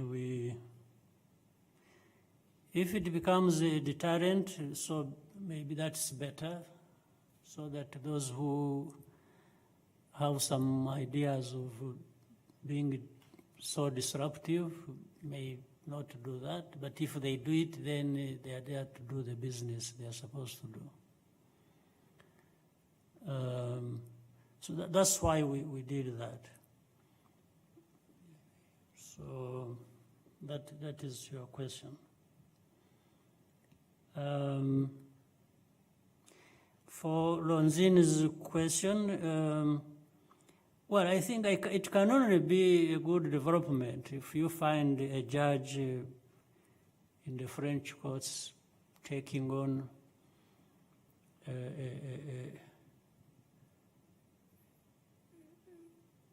a case like that of denial, which had never been the case before. I think we can only appreciate the development and say maybe more should. You know, so many things have been developing that are interesting. You remember recently the case of Kabuga himself, who had been very evasive, and the arm of justice could not reach him for a long time. And not because he has some supernatural powers, but because he was just being protected by some people. But in the end, a breakthrough was made. The same place, maybe where the same people were protecting him, could no longer protect him, and he's going to face justice. So the same thing. I think over time, it has taken a long time, very long time, but I think the truth and reason and may continue to prevail. And this depends on leaders, on politics, and so it's a good thing, and we hope more could follow, because there are more cases of this nature that need to be paid attention to.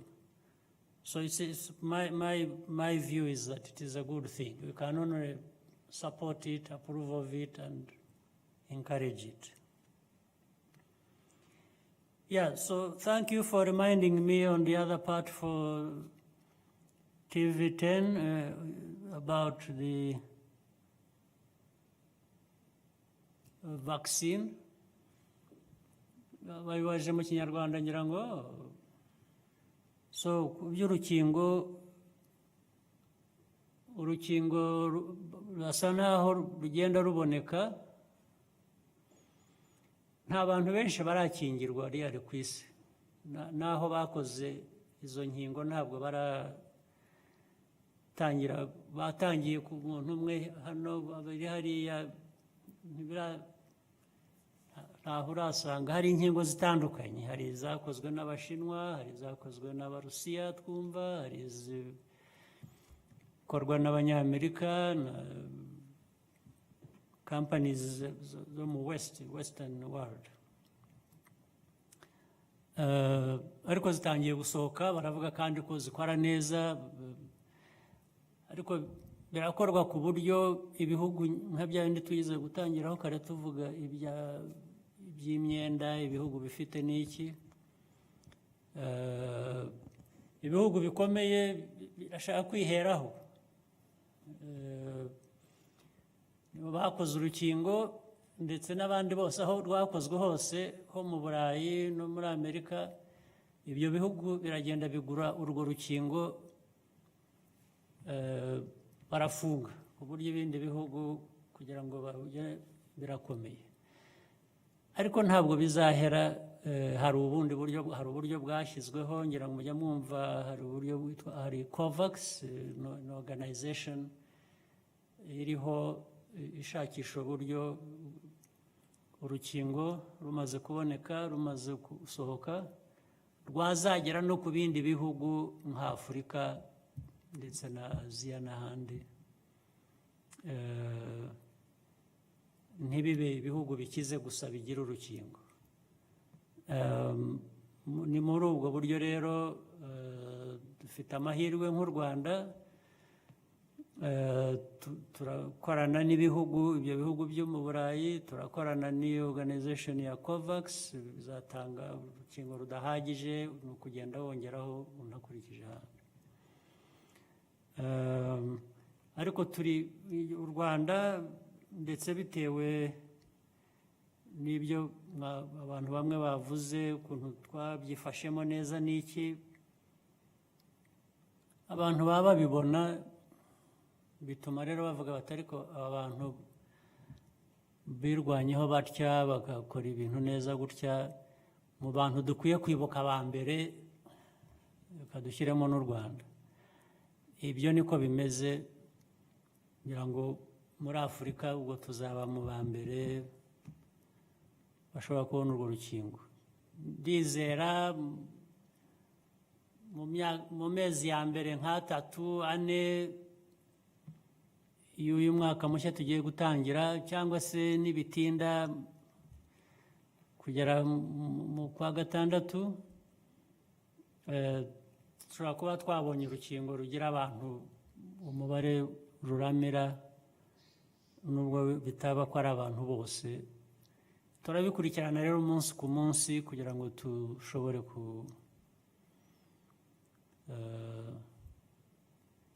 njye nsanzwe mfite n'indi nshingano kuri Afurika. Abanyafurika banshinze gukurikirana ibintu bijyanye n'ubuzima muri Afurika hose, uko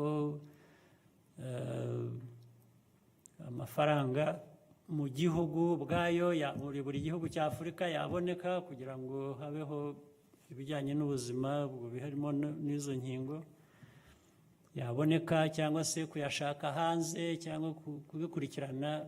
Mfite iyo nshingano, ndabikurikirana hafi. Ubwo urumva ko iyo nkurikirana ibya Afurika, ijya kurisha ihera hafi n'urugo, ubwo niko bizagenda. Ibi byose tuzakoresha ibishoboka byose kugira ngo turebe ko twabigeraho.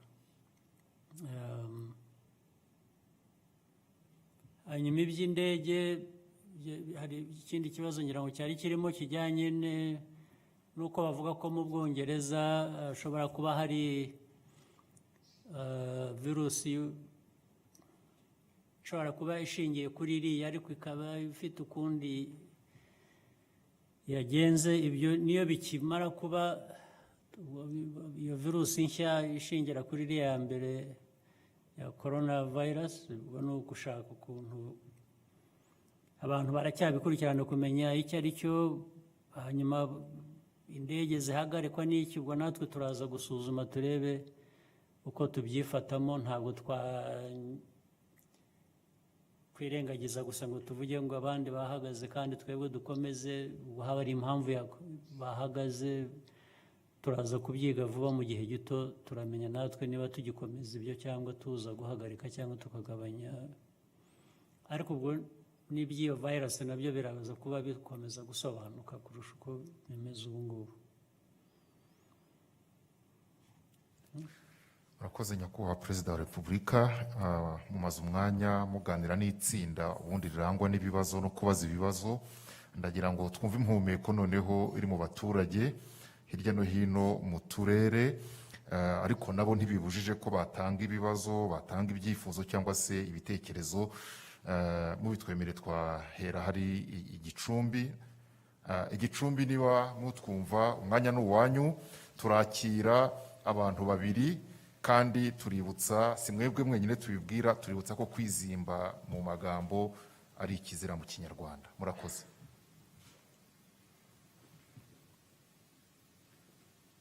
Murakoze nyakubahwa Perezida wa Repubulika.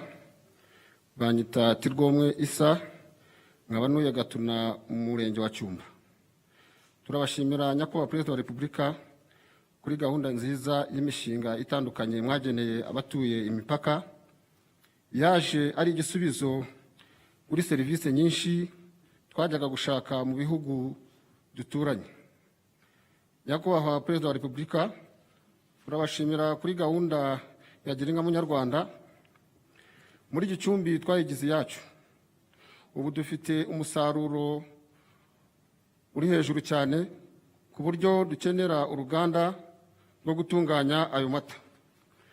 Nyakubahwa Perezida wa Repubulika, aborozi ba Gicumbi twashoboye gukusanya miliyoni 362 kugira ngo dushobore kubaka urwo ruganda, ariko dukeneye inkunga yanyu nyakubahwa Perezida wa Repubulika kugira ngo urwo ruganda rushobore kubakwa. Murakoze nyakubahwa Perezida wa Repubulika. Nibyo rwose cyane cyane ubwo mwahereye ku nkunga yanyu, mwashyize hamwe imbaraga zanyu mukabona ayo mafaranga arenga miliyoni 300, biratworohereza kubakira aho ngaho tukabaha icyo mwifuza.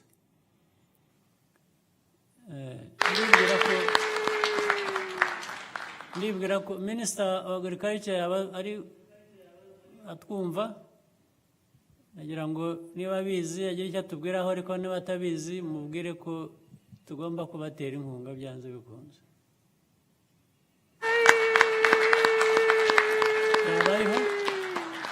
Nyakubahwa Perezida wa Repubulika, Minister wa Agriculture muri KCC ngira ngo yagira icyo abivugaho.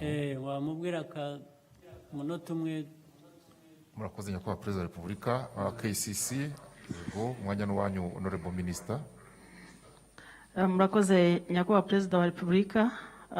Nibyo koko twari dufite ikibazo cy'isoko ry'amata, nk'uko babyumvise kuwa mbere w'igishize hagiye kujyaho uruganda runini rwo kugira ngo isoko ry'amata ribashe kuboneka. Rizaba rifite ubushobozi bwo kwakira amaritiro 500 ku munsi. Abantu ba Gicumbi rero tuzakorana nabo kugira ngo turebe icyakorwa, ari ukuhera kuri ayo mafaranga bafite bagakora urwabo cyangwa bakajya no muri iryo soko ryagutse rimo rigenda riboneka. Murakoze.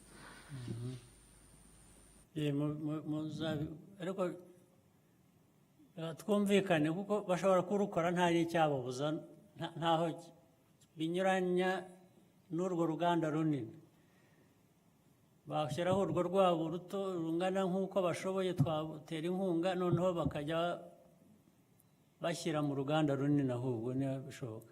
Sinzi na ubwo rero basezeranye, tumenye ngo ni bashaka ko baha isezerano ry'uko. Nibyo Excellency, tuzakorana nabo kugira ngo ubushobozi bwabo nabo bwo guprocesinga bushoboke. Ubu ngubu bari bafite ubushobozi bwo gutunganya amata ku buryo bwa pasteurization, ariko tuzareba uko nabwo bwakongerwa. Murakoze. Byari turarebana nabo dusanzwe dukorana kugira ngo bisobanuke. Mwaka utaha. Murakoze Excellency kuri iyo nkunga mubateye.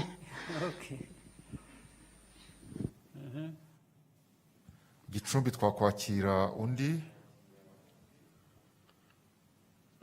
murakoze nyakubahwa perezida wa repubulika. Nitwa Aime Christine Umuraza, ndi umuturage w'umurenge wa Byumba. Abaturage b'akarere ka Gicumbi turabashimira cyane umuhanda mwaduhaye Base Nyagatare, aho igice cya mbere Base Rukomo kimaze kuduteza intambwe igaragara, aho twakoreshaga amasaha 5 tuva Gicumbi tugera Musanze, ubu turikoresha isaha imwe gusa. Dufite n'icyizere ko igice cya kabiri cya Rukomo Nyagatare nacyo twakoreshaga amasaha 8 tugombye kuzenguruka i Kigali, Rwamagana, Kayonza, tugakoresha amasaha arenga 8 dushobora kuzajya dukoresha isaha imwe n'igice. Naho mwarakoze cyane. Abaturage ba Gicumbi nanone twanejejwe. Naho harakozwe harabura igice gitoya, aho ntihago harakorwa. Rukomo Nyagatare ntiharakorwa. Hari nk'ibirometero. Hanyuma waba uzi ibirometero bihari? ageze mu cya kabiri cy'umuhanda ugomba gukorwa. Abaturage ba Gicumbi nanone twanejejwe n'iki gishushanyo mbonera cyo ku rwego rw'igihugu cyamaze kwemezwa, ariko nanone abanyagicumbi icyacu ntabwo cyari cyemezwa, bityo dufite imbogamizi zo kuvugura umujyi wacu dushyiramo inyubako nshyashya. Twifuza ko nabyo bishobotse cyaboneka vuba, hanyuma umujyi wacu nawo ukagendana n'igihe. Akarere ka Gicumbi cya Gicumbi ntabwo cyari cyaboneka, turagikeneye kugira ngo natwe tujyane n'igihe. Hanyuma akarere ka Gicumbi kazwiho kuba ari irembo ryo kubohora igihugu cyacu, kandi kazwiho kugira amahumbezi atuma habaho ibyiza nyaburanga byinshi. Muri byo twaba dufiteho ikiyaga cya Muhazi. Twabasabaga nyakubahwa perezida wa repubulika ngo umuhanda Cyamutara, Rwesero, Gasange nawo ube wakorwa kugira ngo ibikorwa by'ubukerarugendo bikorerwa ku nkengero z'ikiyaga cya Muhazi bibe byatera imbere. Murakoze nyakubahwa perezida wa repubulika. Murakoze. Minisita wa infrastructure, yes, ndashaka ko hajyaho nawe kugira icyo atubwira kuri ibyo mudamu amaze kutubaza. Murakoze nyakubahwa perezida wa repubulika. Tugira ngo hifashishijwe ikoranabuhanga, minisitiri w'ibikorwa remezo agira icyo asubiza kuri kiriya cyifuzo cy'abari abaturage ba Gicumbi. Murakoze nyakubahwa perezida wa repubulika kumva ijambo. Icya mbere igishushanyo mbonera cya Gicumbi kigera he, kimera gite? Igishushanyo mbonera cya Gicumbi cyo kiri hafi kurangira, kizarangira mu kwezi kwa kabiri, koko hariho akazi kagomba gukorwa gushyiramo ruriya rwibutso hariya ku Murindi. Hariho nanone n'igishushanyo n'isoko ririya soko riduhuza na Gatuna. Ibyo nibyo byakoze modification zabyo. Baravuga ko kirangiye mu kwezi kwa kabiri, kizaba kirangiye ku buryo icyo gihe kizemezwa noneho kigashyirwa mu bikorwa. Hanyuma iby'imihanda mu magambo make nayo. Hanyuma ku muhanda uriya uva Base kugera kuva Base kugera Gicumbi hariya wararangiye. Mu by'ukuri hasigaye akantu gatoya, n'imihanda yo mu mujyi nayo izakorwa nk'uko bari banabivuze, ni ibirometero 51. Hanyuma nanone uvuye hariya Rukomo kugera Nyagatare ni ibirometero 73, nabyo bigeze kuri 70%. Ahangaha tukabona yuko bizarangira igihe nk'uko byari biteganijwe, kandi uwo muhanda harimo none no gukora imijyi nanone nk'uwa Nyagatare kugira ngo nabo tubunganire nk'uko mwagiye muri dusaba nyakubahwa perezida wa repubulika. Igihe byagomba kurangirira ni ryari? Uvuze ngo umwaka utaha mu kwezi kwa 4. Turabona ko uwo muhanda uzaba urangiye nyakubahwa perezida wa repubulika. Okay, then kuri Base na kuri Muhazi, kuri Base kugera Rukomo wararangiye, hasigaye igice kimwe gusa cyaho mu muhanda wasaga n'uwenda kuriduka gusa, ariho bashaka kugira ngo bawunganire umusozi. Ntabwo ari Base Rukomo, mu buryo buri sustainable, ariko tugakora no mu mijyi. Nanone bavuze umuhanda wa Cyamutara ujya kuri Muhazi. Yes. Na Base, ni Gasanze, bavuze Musanze. Wa Rwesero ugenda kuri Muhazi bigenda bite? Uwo muhanda harakorwa inyigo yawo kugira ngo tuzarebe ukuntu uzakorwa, ariko biracyari ku rwego rw'inyigo, ntabwo twageraho. Babyihutishije nabyo tukamenya icyo twakora. nawe urateganyije ku bijyanye n'inyigo nyakubahwa perezida wa repubulika? Yes, ariko inyigo zikorwe vuba zive mu nzira, ibintu bireke guhera mu nyigo. Birakorwa vuba nyakubahwa perezida wa repubulika. Okay. Turawihutisha, hasigaye gushakisha amafaranga kugira ngo ukorwe. All right. Akomeza. Murakoze nyakubahwa perezida wa repubulika. Turagira ngo muri aka kanya tujye mu ntara y'uburengerazuba i Karongi. I Karongi umwanya ni uwanyu, abantu babiri.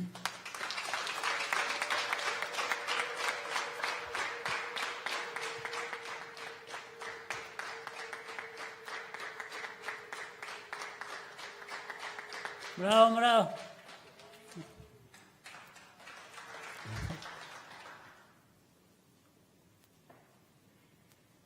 Murakoze nyakubahwa perezida wa repubulika. Nitwa Nyiraneza Bernadette, ntuye mu murenge wa Mutuntu, akarere ka Karongi.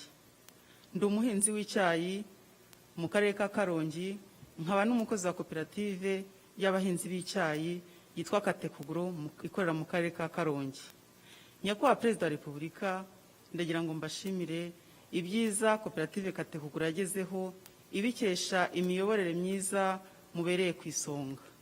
Nyakubahwa perezida wa repubulika, ubu koperative Katekuguro abanyamuryango bayo nibura miliyoni 60 zinyura ku makonte yabo buri kwezi. Ibyo bidufasha kwikemurira ibibazo, kurira amashuri y'abana bacu, kwishyura mitiwere. Nyakubahwa perezida wa repubulika, by'umwihariko ubu nta muhinzi w'icyayi ukiganyira amasaziro, kubera yuko twese twitabiriye gahunda nziza y'ejo heza kandi tugashyiramo imisanzu. Nyakubahwa perezida wa repubulika, ngifite umwanya nimunyemerere mbagezeho ubutumwa abahinzi b'icyayi ba koperative Katekuguro bampaye ngo mbagezeho mbashimira uburyo mwabishyuye umwenda wa beride wari ubabereye umutwaro utatumaga bahumeka. Maho bavaniyeho. Yego. Nyakubahwa perezida wa repubulika, ubu ngubu ikibaraje inshinga noneho ni ukurwana no kuzamura umusaruro ukikuba inshuro nyinshi kuko icyabatsikamiraga cyavuyeho. Nyakubahwa perezida wa repubulika, ubu ngubu turashimira rwose byimazeyo imiyoborere myiza yatumye muzamura gahunda y'inganda, tukaba tubasha kubona aho dushyira umusaruro wacu w'icyayi, dore ko ariyo zahabu yacu y'i Karongi. Nyakubahwa perezida wa repubulika, i Karongi dufite inganda 3 z'icyayi n'amakoperative yazo uko ari 3 bikorana. Nyakubahwa perezida wa repubulika, nubwo ibyo byose twabigezeho, turacyafite imbogamizi. Kona urugemwe abahinzi b'icyayi ba Karongi barifuza kwagura ubuhinzi bwabo, ndetse n'utaragihinze ubarashakisha urugemwe hasi no hejuru kugira ngo nawe yiteze imbere agere kuri iyo zahabu y'icyatsi kibisi. Nyakubahwa perezida wa repubulika, ingemwe zibonetse icyo kibazo kigakemuka, abaturage abahinzi ba Karongi b'icyayi bakirigita ifaranga bakarushaho kwiteza imbere.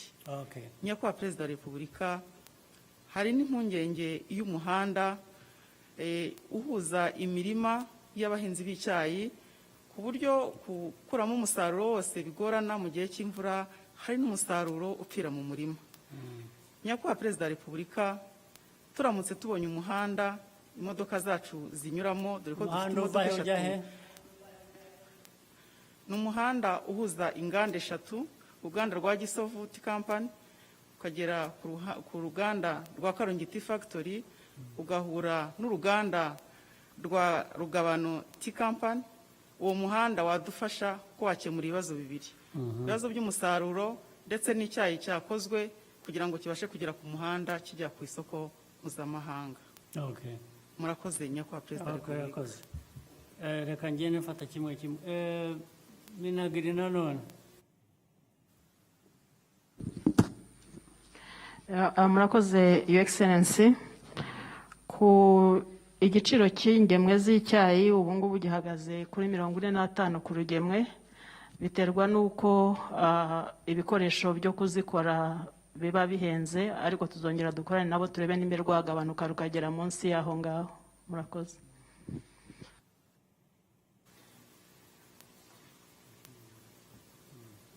ubwo bigenze bitewe none niba uko igiciro kimeze ibyo ari byo byose babona ko kiri hejuru, ubwo tugomba gushaka uburyo. Icyambere ubundi ingemwe zo ziraboneka. Yego ziraboneka, Your Excellency. Biba yego kubera ko ziva n'ubundi ku byayi biba bihari, hari ibyayi biturukamo aside zikajya mu bihoho bavuga ko byaba bihenze n'iki. Hari amakoperative amwe n'ubundi dufasha tukabaha ibihoho byo kuzikoreramo, hakaba nayo tudafasha cyane cyane nk'iriya ya rugabano kubera yuko uburyo rukorana n'uriya mushoramari Ironwood, tukaba twabonaga yuko aho ngaho leta itari ikeneye kujyamo gukora iyo investment, ariko twareba nabo tukareba nimba aho ariho hari ikibazo tukongera tukagikemura. Niba muvugana na Ironwood mwari mukwiye kuba buri umwe azi icyo akwiriye kubakora, ntabwo ari ukubikeka gusa ngo Ironwood azabikora cyangwa leta izabikora. Mugomba kuba hariho communication ituma buri wese amenya icyo akwiriye kubakora. Yes, Your Excellency, communication irahari. Ayo mafaranga 45 y'urugendo ubundi niyo yari moyenne y'igihugu cyose kugira ngo tubone yuko biri affordable, ariko ubwo babona yuko bikibabangamiye tuzumva icyaba gihenze kirimo kugira ngo twongere tugikemure. Muzabyige neza, mufatanye n'undi wabafashaga, mwumve mumenye neza. Icyangombwa ni ugushaka igisubizo cy'ikibazo gihari. Hanyuma ku by'imihanda hari icyo ubiziho? Ntabwo nirwa ngomba kubaza. Ku by'imihanda turimo turakorana na Minisiteri y'Ibikorwa Remezo. Imihanda yo muri Rugabano hari yatangiye gukorwa. Muri Gisovu naho twakoranye na Minefra na Minisiteri ishinzwe ibikorwa by'ubutabazi. Hari umuhanda nawo ugiye kuhajya. Ubundi Gisovu niho hari hababaje cyane, ariko naho biri muri pipeline bizakorwa. Mugerageze ufatanye n'abikorwa remezo mu byihutishe, murebe ko byava mu nzira nabyo ntibikomeze kuba ikibazo.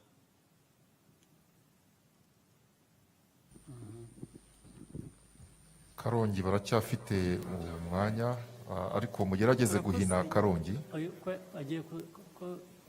Si wabona umaze kubaza? Uracyakomeza? Perezida wa Repubulika. Ikarongi Nyiraneza Bernadette. Perezida wa Repubulika murakoze. Okay, urakoze nawe. Yego. Undi vuba nawe tugire. Ibisubizo wabyumvise? Wari umaze kubaza ibisubizo wabyumvise? Yego nabyumvise nyakubahwa Perezida wa Repubulika. Aha. Urakoze. Uwo nguwo mwanya noneho dufata ikindi kibazo. Murakoze nyakubahwa Perezida wa Repubulika. Nitwa Kuradusenge Pelagie, Madame Samaki, kubw'akazi nkora. Nkaba ndi umworozi w'amafi mu kiyaga cya Kivu. Nyakubahwa Perezida wa Repubulika, tutaratangira ubworozi bw'amafi mu kiyaga cya Kivu, twajyaga gushakisha amafi mu bihugu by'abaturanyi, ariko twahuraga n'imbogamizi. Kubw'inama mutugira zo kwigirira icyizere no kwihangira imirimo, na approachinze abashoramari bo mu bihugu byo hanze baza gushora imari mu kiyaga cya Kivu mu bworozi bw'amafi muri Kareremba, ariko babanje kugira ikibazo cy'uko bumva ko Ikivu gifite methane gas. Baje kuza basuye Karongi basanga ariko methane gas nubwo ihari bayibyaza umusaruro kandi no koreramo amafi atagira icyaba. Nuko twatangiye muri 2017. Gera vuba, gere ku ngingo. Gera ku ngingo vuba. Ubu ngubu tweza toni 5 ku kwezi, ariko tukaba dushaka kugira ngo byibura tujye tweza toni 10 kugera kuri 11 ariko nyakubahwa perezida wa repubulika turacyafite imbogamizi y'ibiryo by'amafi cyane cyane abana amafi akiri utwana kugira ngo tubone ibiryo byatwo. Ibiryo biva hehe? Perezida wa repubulika ubu ngubu tudipendinga ku biryo biva hanze kandi nabwo njya kubizana i Kigali ariko bikagera hano hiyongereyeho ikindi ikiguzi cyo gukora transportation. Ibyo ubundi bibi biki zirya biki? Ubu ngubu tuziha ibiryo of course ariko being imported from outside the country. Ni ibiryo nyabaki bigomba kuva hanze? Ni ibiryo by'amafi bigomba kuva hanze ni ibiki bitakorerwa hano? Ntibishobora gukorerwa hano? Nyakubahwa perezida wa repubulika hari ibikorerwa hano ariko ni akenshi biba ari ibyo outgrowers fish which is about to be harvested ariko for the fingerlings we import from outside. Ndavuga ibyo biva hanze ntabwo bishobora gukorerwa hano mu Rwanda. Bishobora gukorerwa hano mu Rwanda ariko habanje kugira ngo tubone ingredients zihagije for the baby fish. Okay. Nyakubahwa perezida wa repubulika tukaba ubu ngubu i Karongi hano amahoteli y'i Karongi akonsuminga amafi ari fresh kandi dusagurira n'isoko rya Gisenyi na Kigali naho turahagemura. Ubu ngubu na neighbors countries tubaha amafi tukabanaboroza abana b'amafi. Ariko ikibazo cyawe ni ugushaka kongera umusaruro kandi harimo imbogamizi y'ibyo kugaburira amafi matoya. Yes, Your Excellency. I have achieved a lot. I have achieved a lot. As a single mother, I'm able to pay for my kids' school fees. Yes. I also thank for the good governance and your leadership, Your Excellency, and the security. Okay, thank you. Byatumye abashoramari bava hanze imari mu gihugu cyacu. Nkaba Your Excellency, ndagira ngo dukemure ikibazo ufite cyatuma ndetse uzamuka ukabona n'ibindi byinshi. Ni cya kindi ndashaka kubaza Minister wa Agriculture nawe kuri ibi uretse gato buri aho ngaho. Can we have a Minister of Agriculture also? Icyo kibazo urakizi Minister? Yego ndakizi Excellency.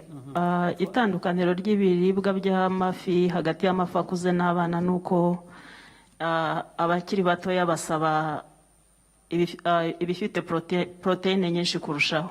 Hari inganda rero zibikora, uruganda rwa Rwamagana, uruganda rwa Huye ndetse n'urundi ruri muri special economic zone, ariko nzareba neza ikibazo gituma batamusuplyinga noneho tubashe kumufasha. Kuki bigomba kuva hanze se noneho ni ibiki nyine? Ntekereza yuko wenda yaba ashaka ibyiza kurushaho cyangwa se akaba ariho byaba bihendutse kurushaho. Ibyiza kurushaho se mwebwe kuki mutabikora nyine mwe muzira ibyiza kurushaho?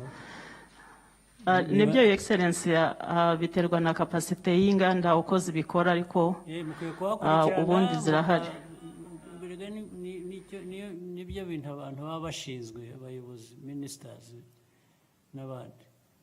Ukwiye gukurikirana abo ngabo niba ibyo bakora bishobora kongerwa imbaraga cyangwa kuba byiza kurusha. Impamvu mutabakurikirana kugira ngo mubasabe nabo baba bakeneye n'inkunga ahubwo ibagezaho ishoboka nayo ikaba yabihabwa. Naho umuntu gusa agera industry agakora ibyo ashatse, mwebwe mukaba muzi gusa ngo birakorwa ariko byarushaho abantu bakarenga bakajya hanze. Ntabwo ariko bikwiriye kuba bigenda. Icyo nacyo ni ikibazo mukwiye gukurikirana vuba cyo mu nzira. Nibyo dukorana n'aba babikora kugira ngo tubakorere kongera ubumenyi burushijeho kugira ngo bagende babikora neza Your Excellency. So bigire vuba ariko noneho uheraho ugire communication n'uyu mukobwa wabazaga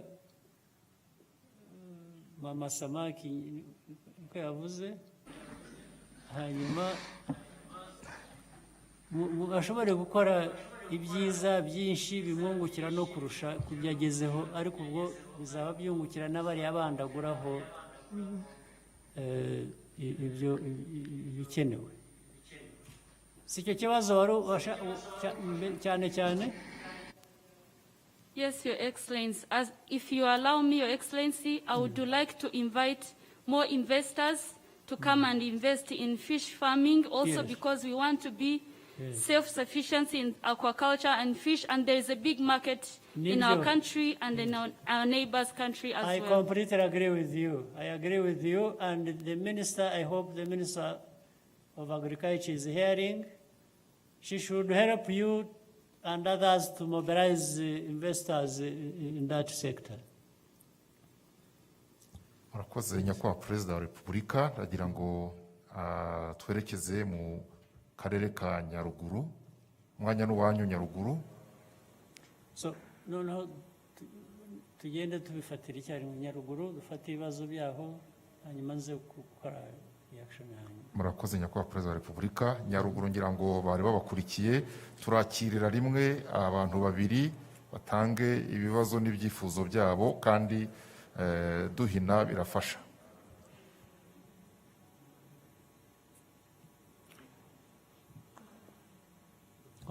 Nyaruguru twabahaye umwanya. Murakoze nyakubahwa perezida wa repubulika, nitwa Tegurugori Marie Makire, nkaba ndi umukuru w'umudugudu w'Uruyange, akagari ka Nyarugano, umurenge wa Ruramba. Nyakubahwa perezida wa repubulika, turabashimira cyane kubwo gutunganya amaterasi mwadufashije mukadukorera n'ibishanga. Nyakubahwa perezida wa repubulika, byatumye umusaruro wiyongera. Urugero nko ku gihingwa cy'ibirayi twavuye kuri toni 8, ubu tugeze kuri toni 25 kuri hegitari.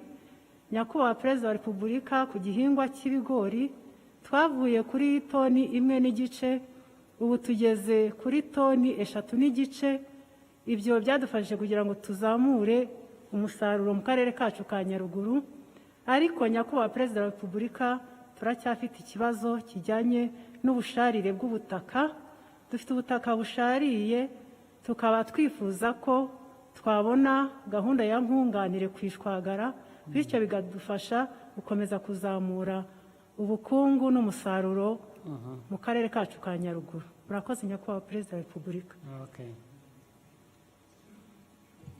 Waba wicaye tukakira undi arabasubiriza rimwe.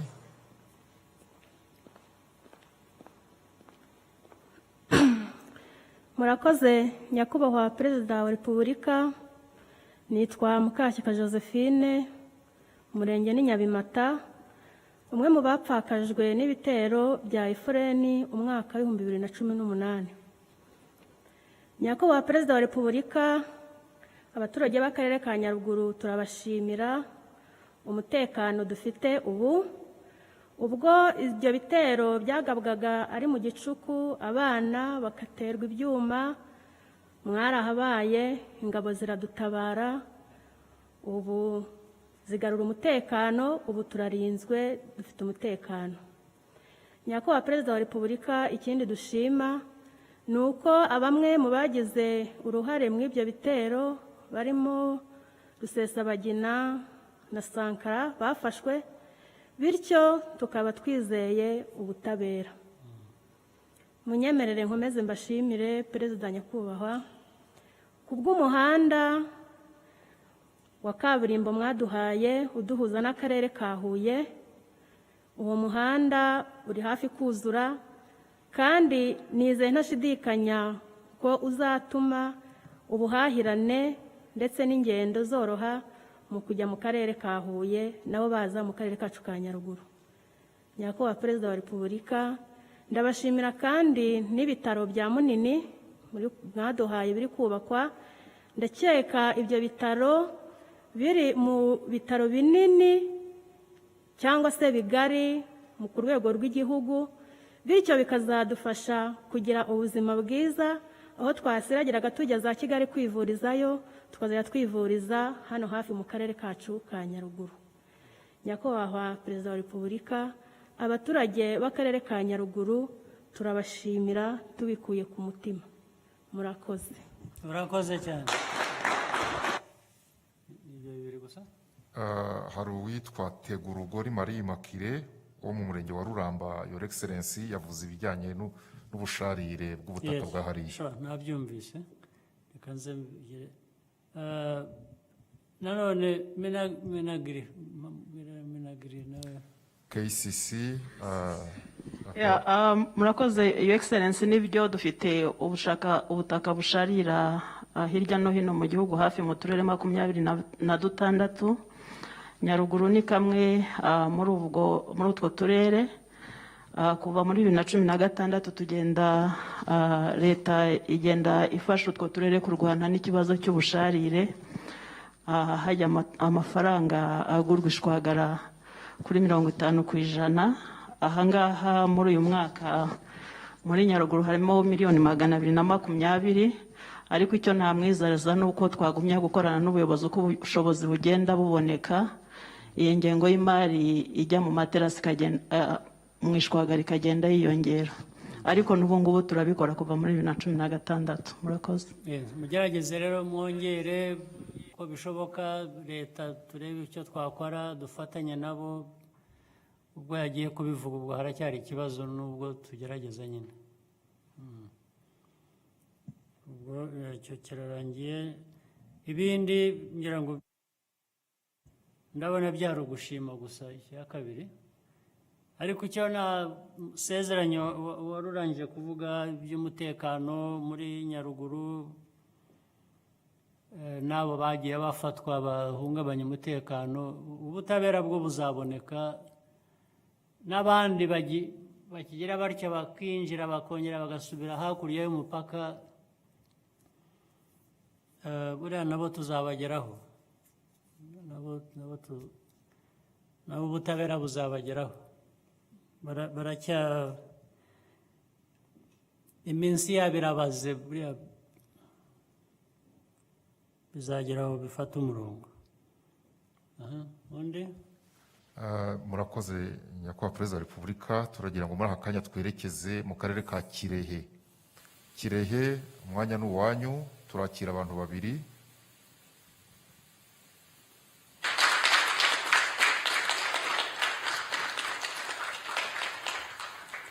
Murakoze nyakubahwa perezida wa repubulika kuba mumpaye aka kanya ngo mvugane namwe. Amazina yanjye ni Twimana Egidia, nkaba ndi umuturage wo muri Kirehe, nkaba nkora ubucuruzi bw'imyaka muri aka karere ka Kirehe, nkaba ndi umudamu witeje imbere. Nyakubahwa perezida wa repubulika, mbanje kubashimira uburyo mwadufashije ku bijyanye n'inyongeramusaruro muri aka karere ka Kirehe. Twiteje imbere, ubu dufite ubwaniko tukagira n'ubuhuniko bw'imyaka yacu. Ariko nyakubahwa perezida wa repubulika, dufite ikibazo cy'imbogamizi cy'umuhanda uva Cyunuzi ukagera Gahara, kandi uwo muhanda niwo tunyuzamo umusaruro wacu kugira ngo tuwugeze ku isoko. Twabasabaga yuko mwadufasha mu muhanda ugakorwa kugira ngo ibicuruzwa byacu bijye bigera ku isoko. Uwo muhanda uwo muhanda ukora ku karere ka Ngoma, ukongera ugakora ku mupaka w'igihugu cy'abaturanyi cy'u Burundi. Nyakubahwa perezida wa repubulika, mudufashije umuhanda ugakorwa, ubucuruzi bwacu bwakomeza gutera imbere, ndetse natwe tugakomeza kwiteza imbere. Cya kabiri nshimira nyakubahwa perezida wa repubulika, akarere kacu ka Kirehe mwakagize kamwe mu mijyi yunganira umujyi wa Kigali. Ariko nyakubahwa perezida wa repubulika, dufite ikibazo cy'amazi muri aka karere ka Kirehe. Twabasabaga mumudufashije tukabona amazi ahagije, byatuma dushobozana kwiteza imbere, ndetse tukagira komeza gukora ibikorwa by'iterambere. Amazi ni make ntaboneka. Amazi ni make. Nyakubahwa perezida wa repubulika, nkatwe abaturage b'akarere ka Kirehe twiyemeje ko tugomba gufatanya n'inzego za leta muri ibyo bikorwa byose, nk'uko n'ubundi dusanzwe dufatanya mu bikorwa byo kubaka amashuri n'ibindi bikorwa byose. Okay. ndabashimiye nyakubahwa perezida wa repubulika Murakoze. murakoze murakarama. Kirehe twakira undi amazina yanyu hanyuma mujye ku gitekerezo. Murakoze nyakubahwa perezida wa repubulika, nitwa Jean de Dieu Myankindi, ni umuturage w'akarere ka Kirehe.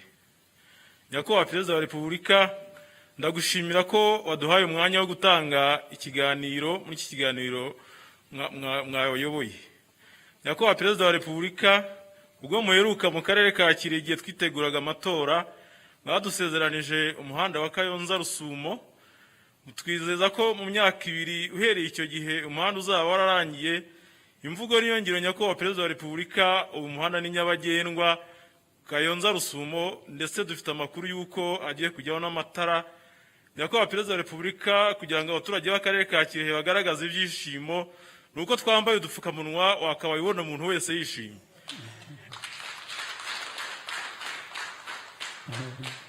Nyakubahwa perezida wa repubulika, muri iryo korwa ry'umuhanda ariko hari ibitaranogejwe neza, nk'amazi ava mu mihanda aragenda atwara ubutaka bw'abaturage. Tukaba twifuza ko mwatubonera umuti urambye nyakubahwa perezida wa repubulika. Nyakubahwa perezida wa repubulika, akarere ka Kirehe kari mu turere twabonye umuriro 2012, ariko ku bufatanye bwa stage hari imitungo y'abaturage yangirijwe. Hashize imyaka 8 nyakubahwa perezida wa repubulika yarabaruwe, ariko ibijyanye n'ingurane ntago tuzi iyo byaheze. Murakoze nyakubahwa perezida wa repubulika. Umuhanda babibaruye hakorwa iki? Babaruye iyo mitungo bakurikije byari byangirijwe. Byangijwe ni amashanyarazi. Aho banyuraga bashinga amapoto n'insinga z'amashanyarazi, hari imitungo y'abaturage yangirijwe. Okay. Okay. Minister of Infrastructure. Minisitiri w'ibikorwa remezo. Yes. Murakoze nyakubahwa perezida wa repubulika. Kirehe kwanza umuhanda Cyunuzi Gahara hari cyo wizaho. Nyakubahwa perezida wa repubulika, nk'uko babivuze, uriya muhanda wa Cyunuzi Katore Gahara ni umuhanda w'ibirometero 22 ugenda ukagera ku mupaka w'u Burundi. Nk'uko umubyeyi yabivuze, ni umuhanda ufite akamaro kanini, kandi ubu ngubu inyigo yararangiye yakozwe n'akarere ka Kirehe. Ubu ngubu turimo gushakisha amafaranga kugira ngo turebe ko noneho twawubaka kuko inyigo yarangiye. Ikindi cya kabiri nyakubahwa perezida wa repubulika, icyo bavuze ni ikijyanye n'amazi. Aya mazi turenda kwagura uriya muyoboro wa Karenge, baduhaga cubic meters 15 tukagira 35. Niyo mazi dushaka kugira ngo tuyobora agenda abafashe kugira ngo ibihumbi y'abaguma yaba na Kirehe.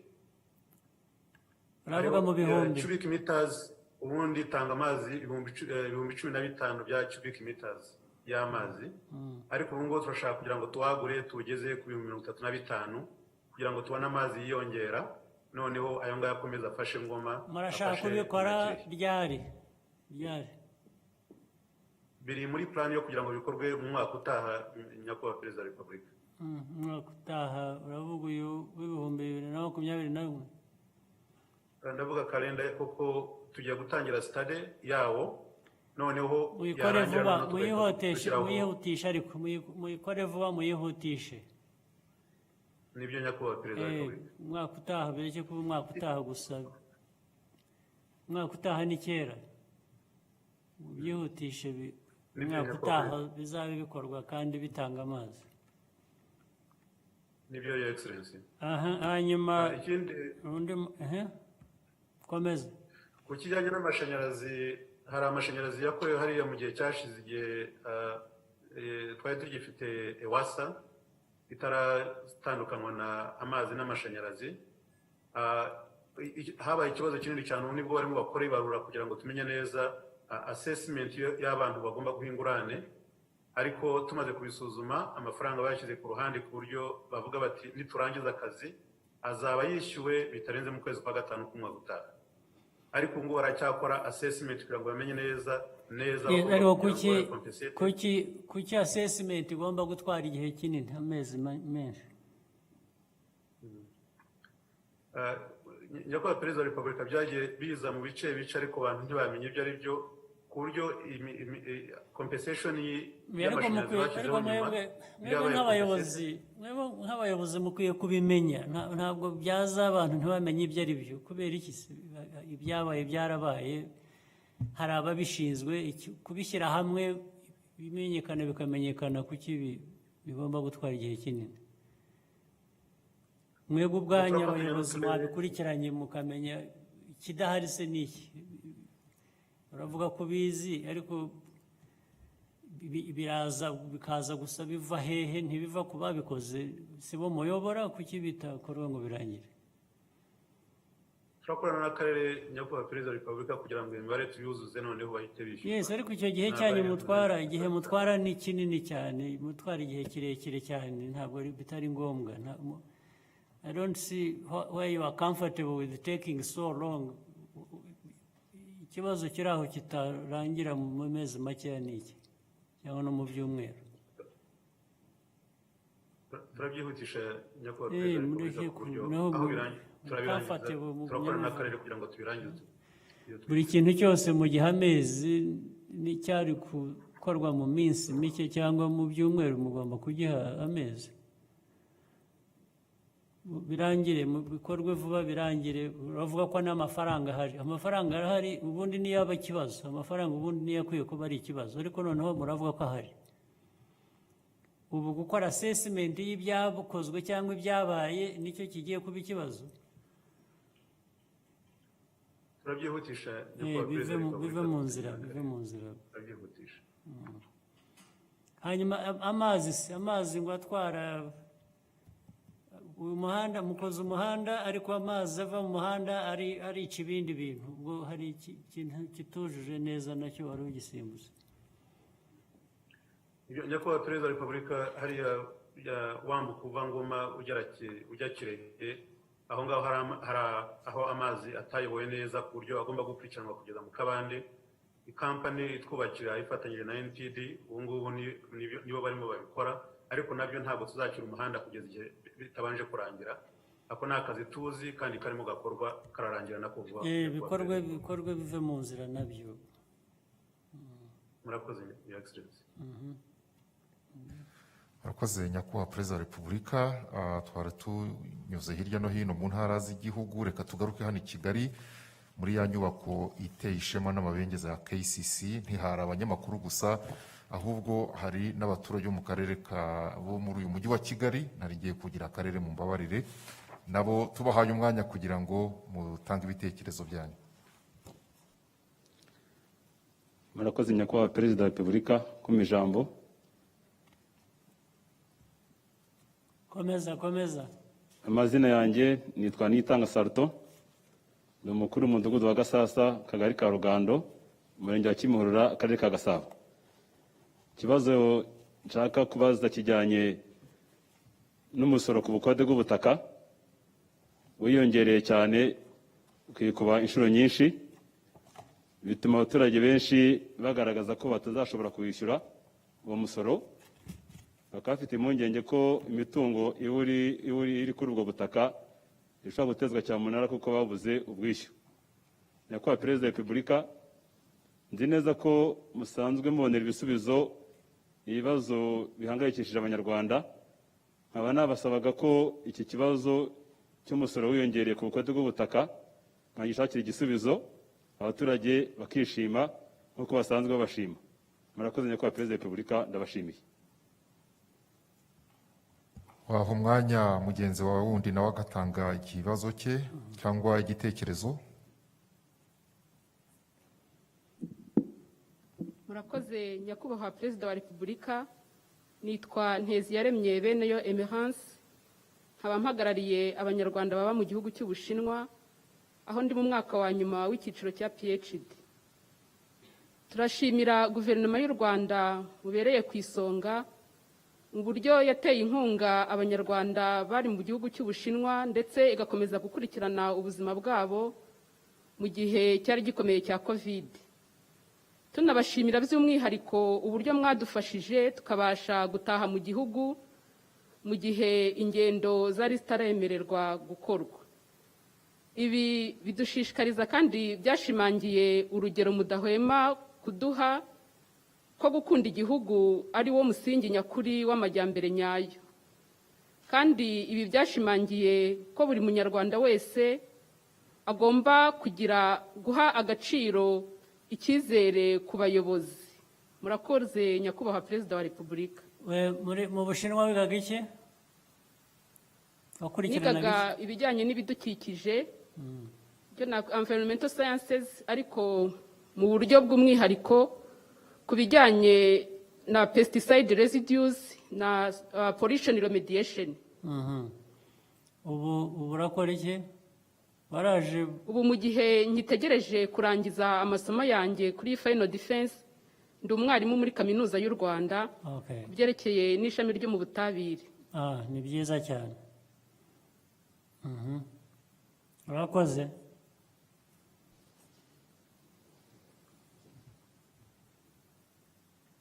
Your Excellency, naho twafashe babiri, hari Niyitanga Sarton wavuze ikibazo cy'imisoro y'ubutaka, hanyuma n'uyu watangaga imisoro y'ubutaka. Abaminisitiri bari bakurikirana ubishinzwe babisubiza ninde? Ku birebana n'imisoro y'ubutaka, inde? Arahari? Minekofine? Yes, reka tubasha dusubize. Murakoze nyakubahwa Perezida wa Repubulika.